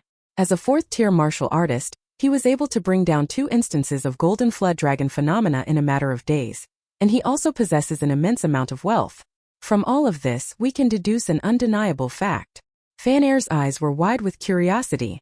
Zheng Dafeng continued in a serious manner. "As long as you become the strongest martial artist of a certain tier in the entire majestic world, you'll be granted endless fortune. Of course, you can't just stunt your own growth so you can constantly remain as the strongest martial artist of a certain tier. Instead, you still have to make breakthroughs when the opportunities present themselves. Otherwise, you'll be going against the very principle of martial arts, and that would only have a detrimental effect. Could it be that you want to tell me that I'm currently the strongest third-tier martial artist under the heavens? Fan Air asked in a careful manner. But my sister tells me that my aptitude is very mediocre. Could it be that she simply doesn't have an eye for talent like you do, master? Haha. No wonder you're not surprised that Chen Ping'an and I could become friends. He's the strongest fourth-tier martial artist under the heavens, while I'm the strongest third-tier. Shut your mouth and go sit over there. Zhang Dafeng snapped with an enraged expression as he pointed over at the doorway leading to the shop, cutting Fan Air off before he could finish his sentence. Fan Air hurriedly did as he was told, sitting obediently by the doorway, and it was clear to him that he had been mistaken. He used to be such a smart kid. How has he become so stupid after only hanging out with Chen Ping'an for a few days? Zhang Dafeng took a long draught of his pipe to calm himself down, then continued, Your breakthrough to the fourth tier is imminent. Once you get there, I plan to help you strive for the top. The chances of success are very slim, but I'm a ninth-tier martial artist, and I'm not that much inferior to the likes of Li Er and Song Chongjing. If I get serious for once in my life, surely nothing is impossible. Are you trying to make me the strongest fourth-tier martial artist? Fan Air asked in a timid voice. Zhang Dafeng nodded in confirmation. Looks like Chen Ping'an's stupidity hasn't completely rubbed off on you after all. Despite the serious look on his face, internally, Zhang Dafeng was reveling in schadenfreude. Chen Ping'an was going to have to endure immense hardships on Osmanthus Island and the Sword Chi Great Wall. In doing so, he would have to overcome an extremely perilous obstacle that the average martial artist wouldn't have to face. However, even after overcoming all those trials and tribulations, it would ultimately be his good friend Fan Air, who became the strongest fourth-tier martial artist over him. How frustrating and disheartening would that be for him? Then again, there were countless prodigious martial artists all over Majestic World. If Chen Ping'an couldn't even beat out someone with aptitude as ordinary as Fan Air's, then he would have no hope at all of becoming the strongest fourth-tier martial artist. Fan Air was silent for a long while upon hearing this, then finally said, Teacher, you just said that Chen Ping'an is already at the fourth tier. If I also progress to the fourth tier in secret, what happens if I run into him someday? To be honest, I'm only studying martial arts because I don't have the aptitude to become a chi refiner. So all I want is to be able to reach the 8th tier so that I can fly like chi refiners. As for becoming the strongest 4th tier martial artist, I'm not really confident in my ability, nor am I really interested in reaching such a goal. In the end, his voice trailed off as he lowered his head, not daring to look directly at Zhang Dafeng. Zhang Dafeng's heart had been brimming with motivation and excitement just a moment ago. Yet he felt as if he had just had a bucket of cold water poured over his head. However, he knew that it would be wrong to blame Fan Air. Just because he wanted to make Fan Air the strongest 4th tier martial artist, didn't mean that Fan Air had to share those ambitions. With that in mind, Zhang Dafeng temporarily set the idea aside as he smiled and said, Don't be in such a hurry to refuse. Let's get you to the 4th tier first, and if you change your mind then you can tell me. All right. Fan Air immediately replied with a relieved smile. Zhang Dafeng waved a dismissive hand as he scoffed. Get out of here. You don't have any ambitions at all. Just looking at you pisses me off. Fan Air rose to his feet, then set the stool back down to its original spot. As he began to make his way into the shop through the doorway, he turned around with a smile as he said, I want to relax and enjoy life like you, teacher. Zhang Dafeng rolled his eyes in response. As Fan Air passed through the medicinal shop, the female employees bade him farewell, and he responded in kind. After leaving the dust medicinal shop, Fan Air raised his head to take a glance up at the sky. He didn't know when his sister was going to come home. If she were to find a husband that he didn't get along with on this trip to the Great Li Empire, then that would be a massive headache for him. He liked his sister, he liked his parents, he liked his patriarchs, he liked his clan's guest elders, he liked Zhang Dafeng, and he liked Chen Ping'an. It would be terrible if the only person that he didn't like was his brother-in-law. Fan Air shook his head to rid himself of that train of thought, and as he strode down a small alley on his own, he looked around to make sure that there was no one watching, then imagined himself as a hero as he performed a string of badass fist techniques. It was a pity that Chen Ping'an wasn't present. Otherwise, he would have surely been filled with awe and veneration. The next time he met Chen Ping'an, he was determined to follow the traditions of the martial arts world and swear themselves as brothers of one another over a cup of wine. The more he thought about this, the more enthused he became, and the more effort he put into his fist techniques. As he flailed his fists through the air, he was cheering for himself to spur himself on. When he stopped, he nodded with a pleased expression as he mused. That was an exceptional set of fist techniques. Unbeknownst to him, a green-robed young woman was standing at the entrance of the dust medicinal shop. There was a weary look on her face, as if she had just completed a long journey, and she was sipping on some wine while looking at fan air in the distance as she sighed to herself. Our parents really did name him well. He's just as much of an idiot as his name suggests. Far away on Osmanthus Island, Jian Lai was practicing his six-step walking meditation over and over again on his own at night in the Guomai courtyard. He really did have a chance of getting to 1,000,000 repetitions before reaching the Sword Chi Great Wall. After his walking meditation, he began to practice his standing meditation. Only after midnight did he return to his room. It was the height of summer, and he laid down onto the high-quality bamboo mat that was as cool as water. He then set down his sword case by his bedside, habitually making sure that it was within reach, then closed his eyes and fell asleep with a faint smile on his face. He was going to the Sword Chi Great Wall to practice his fist techniques atop the city wall. By the time fan air emerged from the small alley, the green-robed young woman had already stepped into the dust medicinal shop. As soon as she made her way into the shop, all of the female employees inside were instantly struck by a sense of inferiority in her presence. Her beauty was so stunning that it put them to shame in comparison. In contrast with how polite and easygoing fan air was, the young woman was far less approachable, and she made her way directly toward the doorway that led to the backyard, while none of the female employees in the shop dared to stop her. Zheng Dafeng was sitting on the steps outside, smoking his pipe. The green-robed woman took a glance around the small courtyard, then made a beckoning motion. A small stool that was under the eaves instantly appeared behind her. She sat down and began to drink. Zheng Dafeng was naturally aware of who this woman was. She was the first person that he had met upon entering Old Dragon City.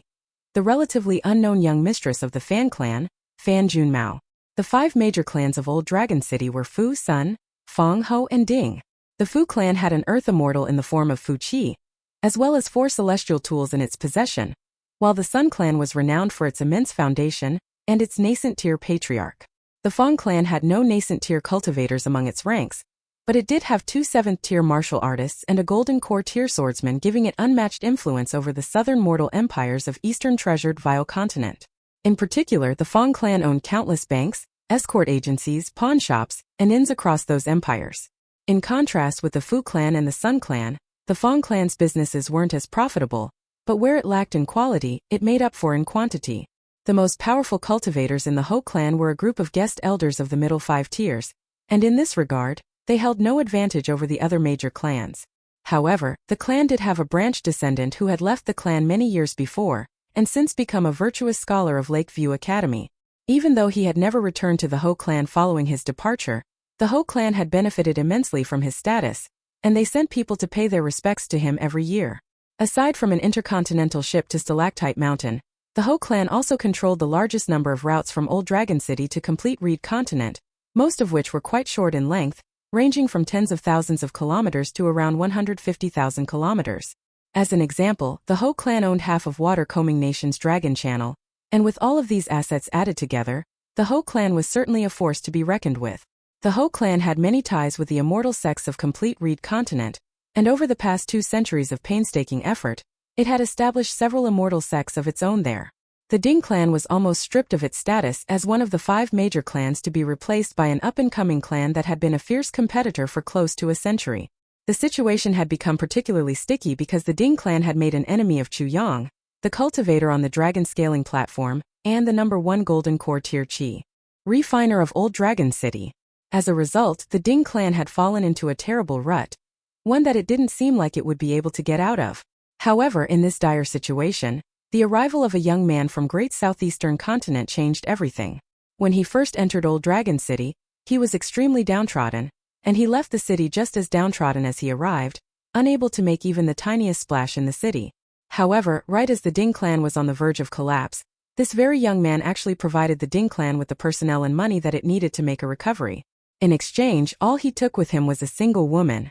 Only then did it come to light that the young man was a direct disciple of the most powerful cultivating sect on Parasol Leaf Continent, and he was an extremely prestigious figure.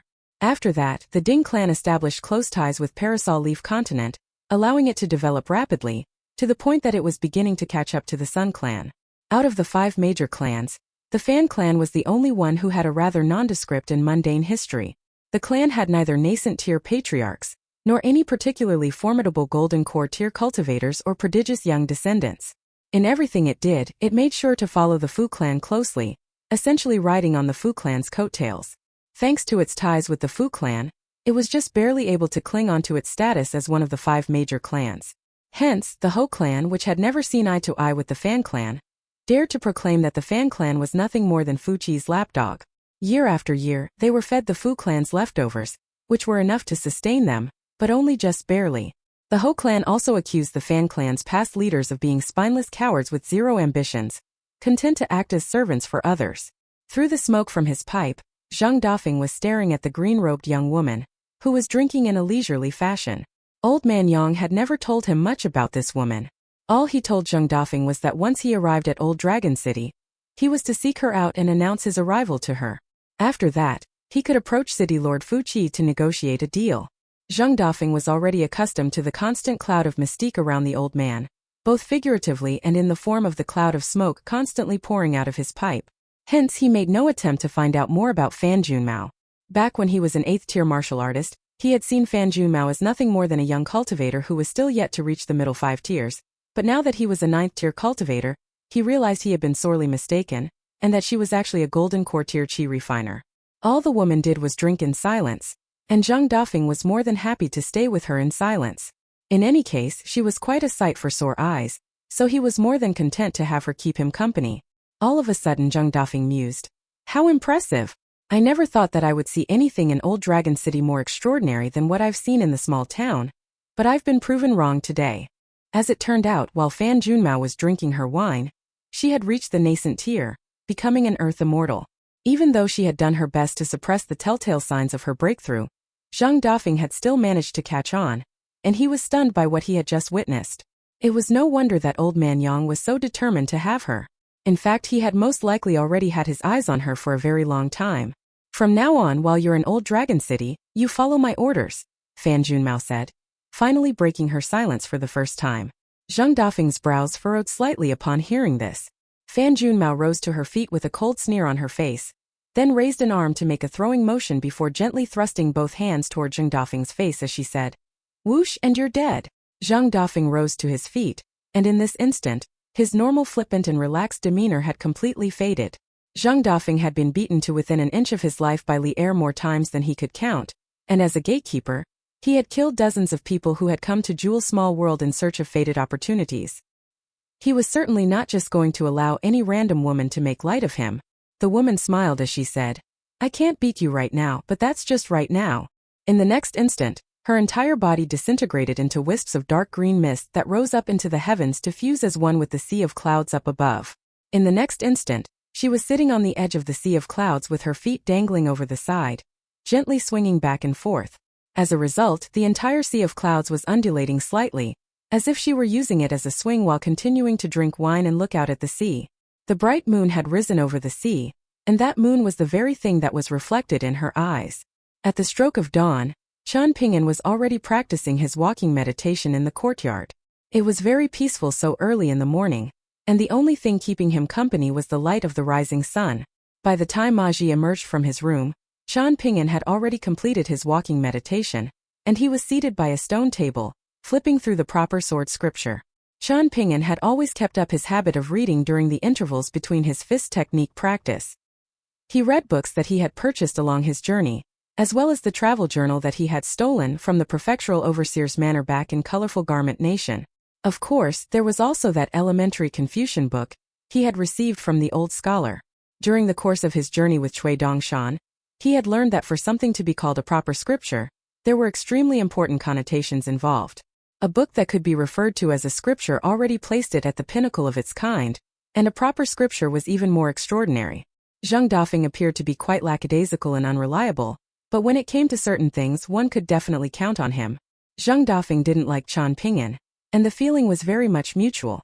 However, just because they disliked each other didn't mean that they could only see each other's negative traits. Conversely, just because two people liked each other didn't mean that they viewed everything that the other did through rose-tinted glasses. An example of this was Gu Kan. Despite his young age, he had a very dark and spiteful personality, and Qian Ping'an was very worried that Gu Kan would become someone that he came to detest after spending an extended period of time with the river-severing true lord of Bamboo Scroll Lake.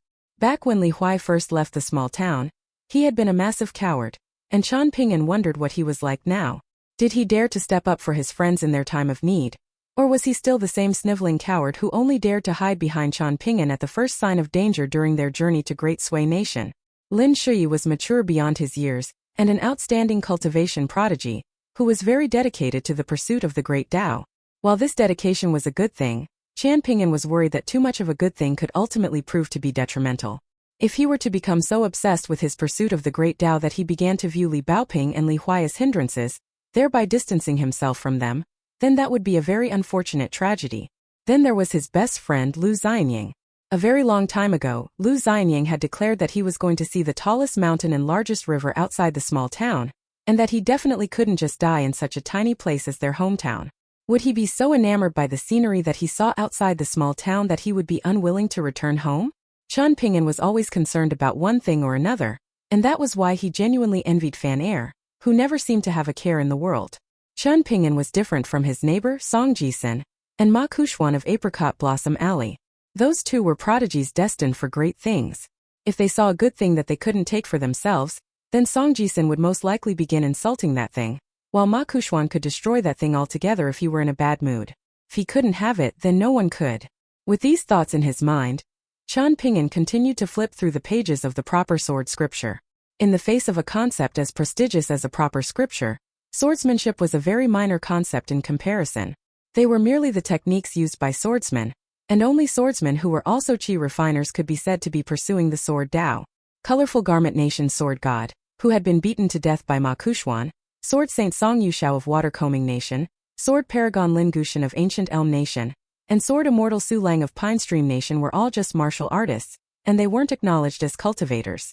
In stark contrast, Aoyang was clearly the most powerful swordsman under the heavens, yet he didn't like to identify as a cultivator and constantly traveled the world while posing as an incompetent and braggadocious swordsman.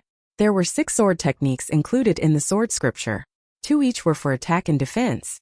The offensive techniques were the avalanche technique and the deity suppression technique, while the defensive ones were the mountain technique and the armor-wearing technique. As for the remaining 2 sword techniques, they were designed to hone the body and soul of the swordsman. Instead of using these techniques in battle, they were meant for personal development, and one of them was called refinement while the other was named focus.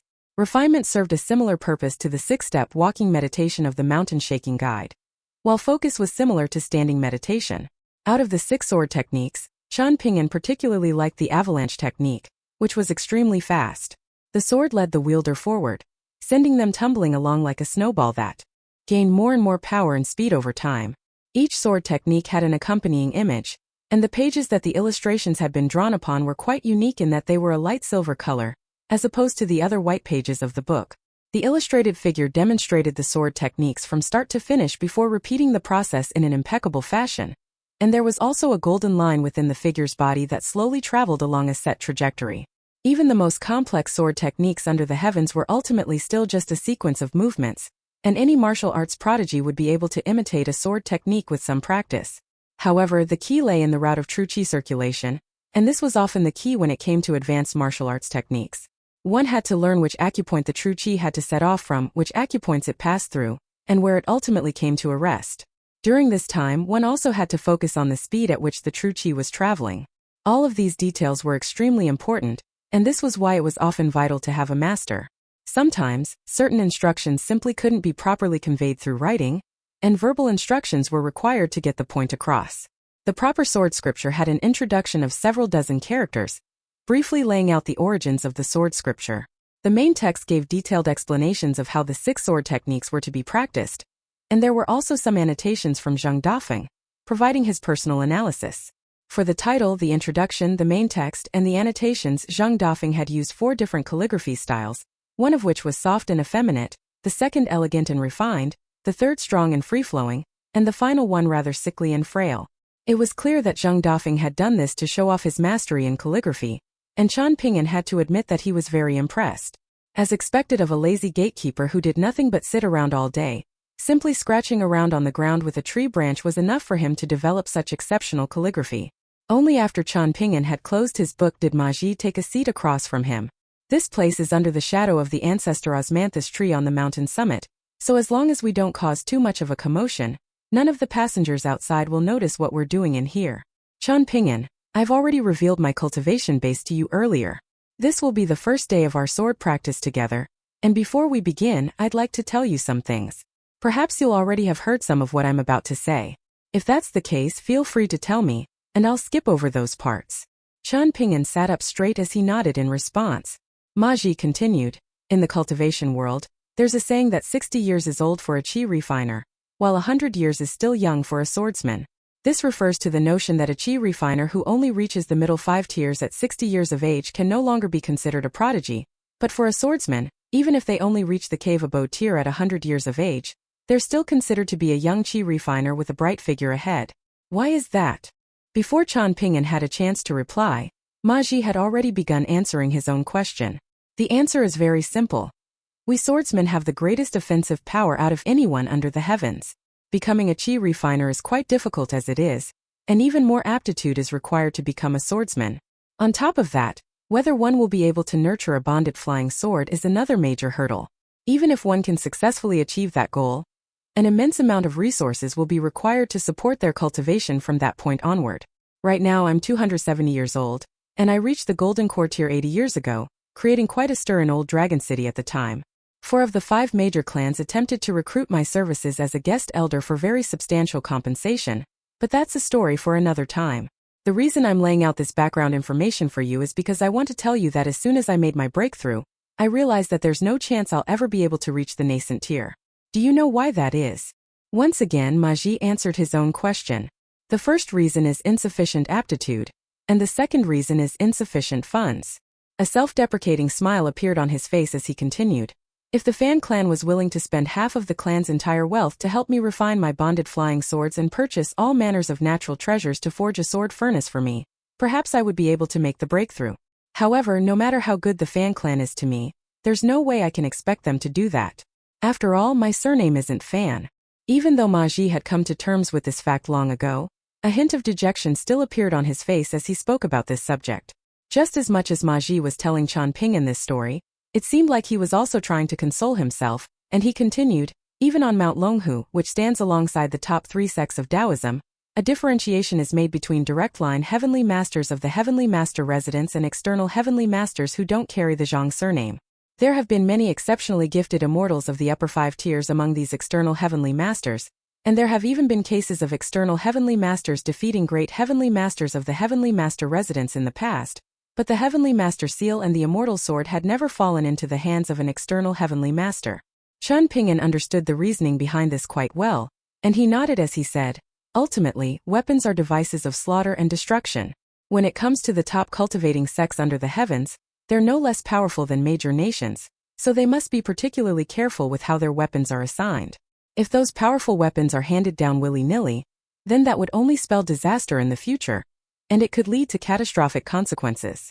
That's right, Ma Ji replied with a nod. He had always thought that Qian Ping'an was a young master from an affluent clan, so he wasn't surprised at all by Qian Ping'an's insights on this subject. He heaved a faint sigh. While the majority of powerful figures and entities under the heavens know the importance of exercising caution and discretion, this is a very complex world, and there are still many people who like to do whatever they please and are intent on talking to everyone and everything with their fists and their swords. These people aren't exactly wrong. To be honest, bystanders like myself can't help but feel envious of these free spirits, who do whatever they please without any regard for consequences. However, this can only be the exception, not the norm. Otherwise, the entire world would descend into chaos, and that would certainly not be conducive to any positive outcomes. It was clear that Ma Ji was speaking from experience, perhaps having witnessed many such free spirits in the past. For Golden Core tier Qi refiners, particularly Golden Core tier swordsmen, they were all well respected everywhere, even on the Middle Earth Divine Continent. However, even on Eastern Treasured Vile Continent, a Golden Core tier swordsman couldn't just do whatever they pleased. Ma Ji suppressed the complex emotions in his heart as he smiled and continued. You are a martial artist, yet you wish to train in the way of the sword. In doing so, you must envision me as your enemy, so you need to be aware of some things about Qi refiners. All of a sudden, Ma Ji's voice trailed off there. I'm sure you're already aware of all of this. Should I skip this part? Qian Ping'an shook his head in response. Please go ahead, Mr. Ma. I'm happy to hear what you have to say. Ma Ji smiled as he continued. The middle 5 tiers for Qi refiners consist of the Cave Abode tier, the Sea Observation tier, the Dragon Gate tier, the Golden Core tier, and the Nascent tier. Upon reaching the Golden Core tier, one will be able to transform their entire sea of qi into a golden core. As for the size, quality, and power of the golden core, that differs from person to person, but generally speaking, one can roughly determine the quality of their future golden core once they reach the Dragon Gate tier. At the time, my core abode was very rough around the edges, and I was very fortunate to have been able to manifest a golden core, but it was never going to be one of a very high caliber. Hence, I knew that it would be impossible for me to reach the nascent tier. Over the years, many of my golden core tier peers in Old Dragon City, and some young rascals of the middle 5 tiers have been making fun of me in secret, saying that I represent the absolute bottom of barrel for golden core tier chi refiners. Maji suddenly burst into laughter as he spoke about what should have been a rather embarrassing topic, and it was clear that what others were saying behind his back didn't weigh on him at all. Can I ask you a question about your exact cultivation base, Mr. Ma? Chen Ping'an suddenly asked. Of course, Maji replied with a nod. At what age did you reach the Dragon Gate tier? And how many pieces of artwork were there in your core abode? Chen Ping'an asked. With that, Maji became even more convinced that Chen Ping'an had come from an affluent clan or a top-tier cultivating sect. Otherwise, there was no way that he would have been able to raise such a question. For those itinerant cultivators who had stumbled into the middle 5 tiers through sheer luck, there was a very good chance that they would never find out that it was possible to have more than a single artwork in one's core abode upon reaching the Dragon Gate tier. True cultivation prodigies could have 2 artworks in their core abode, and among all of the cultivators that Maji had encountered, there were several nascent tier earth immortals who had 2 such artworks, and there was even an unpolished jade tier immortal who had as many as 3, which was almost unheard of. Maji stroked his beard with a smile as he replied in a candid fashion. Earlier, I mentioned that I reached the golden core tier at 190 years of age, but I actually reached the Dragon Gate tier a very long time before that, sometime in my 120s. This is only because I began cultivating quite late. Otherwise, I would have almost definitely been able to reach the Dragon Gate tier before turning 100. A stunned look appeared on Chen Ping'an's face upon hearing this. Maji's smile widened a little at the sight of Chen Ping'an's reaction, and he mistakenly assumed that Chen Ping'an was stunned by his cultivation aptitude. Unbeknownst to him, Chen Ping'an had only raised this question as he had overheard Ningyao grumbling to herself back in his ancestral residence on Clay Vase Alley, complaining about how she had only reached the Dragon Gate tier, and that she only had 6 pieces of artwork in her core abode. Chen Ping'an removed his sword nurturing gourd from his waist, then hurriedly took a few sips of osmanthus wine to calm his nerves. Maji smiled as he consoled. Given your outstanding aptitude even as a pure martial artist, I'm sure you'll reach the same heights as I have, if not beyond that. As long as you work hard and remain consistent, the great Tao is yours to pursue. Let's start today so you can grow accustomed to my sword qi.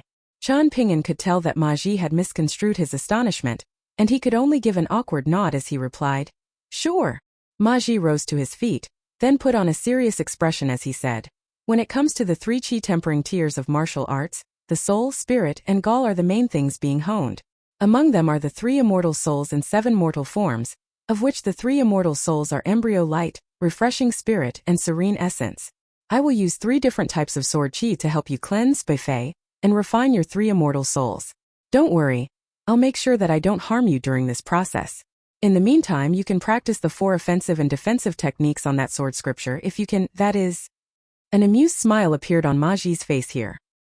He didn't know how Chen Ping'an had attained the foundations of soul, spirit, and gall at only the 4th tier, but for a pure martial artist, having the sword qi of a golden core tier swordsman sweeping through their 3 immortal souls was surely going to be an excruciating process. Hence, it was yet to be seen whether Chen Ping'an would even be able to stand still in the process, let alone practice any sword techniques. Having said that, if Chen Ping'an really could persevere, even for only a short time, then he would surely make rapid progress in those 4 sword techniques. Be careful now, young Master Chen. I will now be using my sword intent to test out the depth of your 3 immortal souls. A bonded flying sword flew out of his chest as he spoke, hovering between himself and Chen Ping'an. I have named this sword shade as I was under the shade of a huge tree when this sword first emerged. It's already been with me for over 2 centuries, and it's not particularly sharp, but it's quite effective when it comes to stealthily slicing through the souls of my opponents in battle. Chen Ping'an replaced the sword nurturing gourd on his waist, then patted it vigorously a couple of times, urging 1st and the 15th to stay put in the sword nurturing gourd instead of flying out at their own discretion. After that, his brows furrowed slightly as he remained still on the spot, and even his aura and breathing hadn't changed at all, much to Maji's astonishment. Zheng Dafeng took a glance at the sea of clouds above Old Dragon City, then suddenly complained, Why isn't she wearing a dress? The Yin god slowly appeared in the courtyard, and it had no idea how to respond to this. Zheng Dafeng turned to the Yin god with a smile as he asked, "You're not going to say anything no matter what I ask, right, old man Zhao?" The Yin god shook its head in response. "To be honest, I don't know any more about Fan Junmao than you do. However, back when I was in the temple, I heard a rumor that may or may not be true from a deceased foreign sword immortal." Zheng Dafeng was very intrigued to hear this. "Well, pray tell then. It's not like either of us have anything better to do anyway." A cold sneer appeared on the Yin god's face as it scoffed. "You may be wasting your life away, but I'm really busy. Playing my role is no less difficult than fighting on a battlefield." "Actually, that's not entirely fair. You're really busy every day as well, busy flirting with a bunch of women, that is. Given how good you are with your words, you should really go and take up a teaching position at Lakeview Academy. Don't say such hurtful things, old man Zhao. The fact that we're together now clearly indicates that we're bound to each other by fate," Zheng Dafeng said with a smile. "And what an ill fortune that is," the Yin god retorted. Zheng Dafeng shook his head as he pointed up at the sea of clouds and corrected. "You and I are connected thanks to a stroke of good fortune. The ill-fated encounter is between me and her." When Fan Junmao had entered the dust medicinal shop, the Yin god had immediately disappeared on its own, both to conform to the rules and as a gesture of etiquette and respect. Hence, he didn't hear the conversation between the two, but it was clear that it had not ended on a positive note. The first time Zheng Dafeng had met Fan Junmao, the latter had only been at the cave abode tier. Yet after returning to Old Dragon City from the Great Li Empire, she had already reached the Golden Core tier. This rate of progression was clearly not something that could be attributed to outstanding aptitude alone. It was so astonishing that it reminded the Yin god of a certain young woman who had grown up in Jewel's small world. Even the most stunning prodigy under the heavens couldn't match someone who was born with intuitive knowledge. The Yin god heaved a faint sigh at this thought. Thankfully, even across all of 9 continents, people like her were exceedingly rare. "Hey, wakey, old man Zhao. Quit daydreaming. What were you saying about the foreign sword immortal, who perished in Jewel's small world? What secret about the Fu clan Sea of Clouds did he divulge to you?" Zheng Dafeng prompted. "I don't want to tell you anymore. I have things that I need to do," the Yin god replied, then abruptly vanished from the spot. Zheng Dafeng was rooted to the spot for a moment, then erupted into a fit of fury as he yelled, "You mother!" Before he had a chance to finish, the bamboo curtain was suddenly lifted, revealing the tender and beautiful features of a young girl. It was the girl who always liked to sit beside Zheng Dafeng to eat sunflower seeds. She smiled as she asked, "Oh, you want me to be your mother, shopkeeper Zheng?" Zheng Dafeng set down his pipe, then rose to his feet as he rubbed his hands together and approached the girl with a fawning smile. "I don't want you to be my mother. That would place way too much distance between us. How can we be any closer than mother and son?" the girl asked with a perplexed expression. Zheng Dafeng reached out to place his arm across the girl's shoulders, but she ducked down and took a couple of steps backward with a mischievous grin on her face as she asked, "Do you want to marry me instead?" Zheng Dafeng sheepishly retracted his hand and said, "Let's be brother and sister instead. That way, nothing will tear us apart." He then rested his elbows on the counter, looking at the shop full of beautiful female employees as he mused, "What a wonderful sight to behold." A smile suddenly appeared on his face as he continued, "Teaching one a skill is better than bestowing upon one wealth, but giving one a good name is even better than teaching one a skill. Have any of you heard this saying?" The girl who Zheng Dafeng had stolen that book from was the only one of the female employees who was literate, but she offered no response. After Zheng Dafeng shamelessly borrowed that book from her, he refused to return it. The book was only worth several dozen copper coins, yet he refused to return it, and in the end, he simply told her that he had lost it. She had been so enraged that she picked up a broomstick and began chasing him around the shop. In the end, Zheng Dafeng was forced to relent, telling her that he would add an extra 100 copper coins to her monthly wage as compensation for the book, and only then did she let him off the hook. She had already read the book anyway, and it was doing nothing but gathering dust at home. Her parents displayed a great deal of favoritism toward her younger brother, so if they had discovered the book, they would have most likely reprimanded her for being wasteful. With no one responding to his call, Zheng Dafeng was forced to pull out his trump card. "Do any of you want to know the name of the boy from the Fan clan who regularly visits our shop?"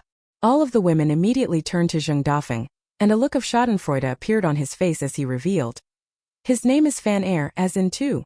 Doesn't that really suit him?" No one was willing to believe him. In their eyes, there was no way that such a handsome young boy could have such a ridiculous name. Zheng Dafeng made no effort to try and convince the women that he was telling the truth. Instead, he began murmuring to himself, Fan Heir has to study martial arts and take over as the future leader of the Fan clan. He certainly has a heavy responsibility on his shoulders. As for his sister, she has a far better name than him. Looks like there's more to the Fan clan than meets the eye. Zheng Dafeng pressed his cheek against the countertop as he cast his gaze toward the small alley outside. He could tell that a storm was approaching. The young mistress of the Cloud Forest Zhang clan was going to be married into the Fu clan of Old Dragon City, and the dowry was undoubtedly going to be enormous. The only thing that was unclear for now was how the Fu clan was going to take advantage of gaining such a powerful ally. Was it going to eventually reign supreme on its own in Old Dragon City, or would both those clans stand at the pinnacle of the city? Zheng Dafeng smiled as he rid himself of that train of thought. It wasn't like any of that mattered to him anyway. He took a glance at the female employees in his shop, and he began to consider whether he should buy some expensive and tight-fitting clothes for them out of his own pocket. It was the height of summer, so if they were to sweat even just a little, those clothes would cling to their bodies and accentuate their curves. A perverted grin appeared on Zheng Dafeng's face at the thought, and he wiped away the drool trickling out of his mouth. This was the life that he should have been focused on. When it came to the divine general pinned to the pillar and mysterious people like Fan Junmao, those were just things that he would have to worry about another time. A wisp of sword chi imbued with Ma Ji's sword Dao True Intent shot forth without any warning toward Chan Ping'an with astonishing speed. Even though Ma Ji was already aware that Chan Ping'an possessed an extremely solid martial arts foundation, he was still stunned by the outcome. Surely he had to stumble a little at the very least. Chan Ping'an was under the false impression that Ma Ji had held back too much in that attack, so he smiled and encouraged. "It's all right, Mr. Ma. Back when I was refining my soul at the 3rd tier, I had to endure a lot of hardship, so I have a decent capacity for suffering. As long as your sword chi won't cause any substantial harm, you can attack with as much force as you like." "All right, be careful now," Ma Ji replied with a slight nod, then extended a hand forward, plucking out 3 wisps of sword chi from shade with his index and middle fingers. He rolled them into 3 pearl-sized balls, all of which were giving off a faint green glow, as if they really were formed by the cool and green shade of a tree. He flicked his middle finger thrice, and the 3 sword chi beads were sent hurtling toward Chan Ping'an. Right as they flew into his body, they split up to strike his embryo light, refreshing spirit, and serene essence immortal souls with unerring accuracy. Chan Ping'an was already prepared this time, and he adopted his standing meditation stance while opening his heart. The 3 bursts of sword chi were like 3 knocks on his door, announcing their intrusion before flying into his immortal souls, striking him with a bone-chilling sensation that made him want to shiver. Chan Ping'an's expression remained unchanged, and his true chi, which resembled a fiery dragon, quickly surged forth from elsewhere, instantly soothing the bone-chilling sensation that had pierced through his 3 immortal souls. "Keep going, Mr. Ma," Chan Ping'an urged. Ma Ji's expression also remained unchanged, but internally he was quite stunned. He didn't say anything. Instead, he joined his middle and index fingers and gently swiped them across his bonded flying sword. This time, instead of plucking out a thin string sword chi and rolling it into a bead, he pulled out an entire strip of sword chi. As opposed to immediately darting at Chan Ping'an, the strip of sword chi hovered in midair, giving off a glacial aura, immediately replacing the summer heat in the courtyard with the spring chill. As the strip of sword chi was hanging in midair between Ma Ji and Chan Ping'an, the former said, "The embryo light is where a person's soul is born. For the majority of swordsmen, the embryo light serves as the initial sword furnace for their bonded flying swords. Hence, that is essentially the scabbard of the sword and also where the sword is nurtured. The 3 immortal souls have no set places in one's body. Just like snakes and rats have underground tunnels that they can traverse through at will. A similar analogy can be drawn to the 3 immortal souls. Just now my sword chi beads struck your heart, but they serve as nothing more than a trio of appetizer dishes. From here, we move on to the main course, and the sword intent imbued in this strip of sword chi will be far more formidable than before, so make sure to brace yourself well." Chan Ping'an reflexively nodded in response. As soon as Ma Ji saw Chan Ping'an make this slight nodding motion, he immediately took the opportunity to strike, and the streak of sword chi pierced straight into Chan Ping'an's body in the blink of an eye. Ma Ji smiled as he said, "In future battles against swordsmen, make sure you don't allow even the slightest lapse in your focus." Pure martial artists were the most extreme group of people under the heavens. They had to refine the body, the chi, and the spirit, honing their bodies from the outside to the inside layer by layer. In doing so, their efforts would be constantly reinforcing their physical bodies, thereby granting them superior physical constitutions to chi refiners. Ultimately, in the eyes of cultivators, they were pursuing themselves rather than the great Tao. Compared to cultivators, martial artists had far shorter lifespans, With even the most powerful ones living to only around 300 years of age, Qian Pingyan was largely unaffected, and he was forced to reassess his appraisal of the young martial artist once again. He took a glance at Shade, which was trembling slightly as it hovered in midair in front of him, and he took a deep breath before declaring, "Qian Pingyan, for this strike, I'm going to make Shade adopt an insubstantial form and force its way into your soul. Be prepared for an immense degree of pain. If it's too much for you to bear, then make sure to speak up. Even though Shade is my bonded flying sword, it'll be concealed by your soul once it enters your body, so my spiritual connection with it will be compromised. In battle, this wouldn't be a problem as I would simply allow it to wreak havoc as it pleased in the body of my opponent, but of course that's not my objective here, so make sure you don't bite off more than you can chew." Qian Pingyan offered no response, merely taking a step backward to adopt an ancient fist stance with one fist pressed over his own heart, while his other fist was raised high above his head. If he were to raise one of his legs as well, then he would bear a strong resemblance to a heavenly king statue worshipped in Buddhist temples, but the resemblance was only in appearance, while the true intent was vastly different. This was the same rain evaporation technique that he had unleashed to force back those golden flood dragons twice back at the Sun Clan's ancestral residence. After adopting this new stance, Qian Pingyan's aura completely changed. From Ma Ji's perspective, he was no longer the bright and optimistic young boy who had been joking around with fan air, nor was he the focused and restrained young boy practicing his walking or standing meditation. Instead, he was giving off the aura of a truly seasoned master martial artist. It wouldn't have been a surprise to see such a formidable aura from the few 7th and 8th tier grandmaster martial artists in Old Dragon City, but their auras had been honed over the course of decades, even centuries, during which they had endured countless life and death battles. In contrast, how old was this boy? Ma Ji had been shocked so many times on this day that he was feeling a little numb. At this point, Qian Pingyan had already entered a completely immersive state, and he could no longer see Ma Ji standing before him, nor could he see Shade hovering in midair. Instead, he was seeing Cui Chan's grandfather chortling with glee, as he administered the most horrific punishments while denouncing Qian Pingyan as a weakling, a frail lass. Those insults weren't just directed solely toward Qian Pingyan. Instead, they were also partially directed at this entire world. With this punch, he was determined to force the deities that had descended from the heavens back to the heavenly court. His fist was going to serve as a pillar between heaven and earth. "Please enlighten me," he blurted out without thinking.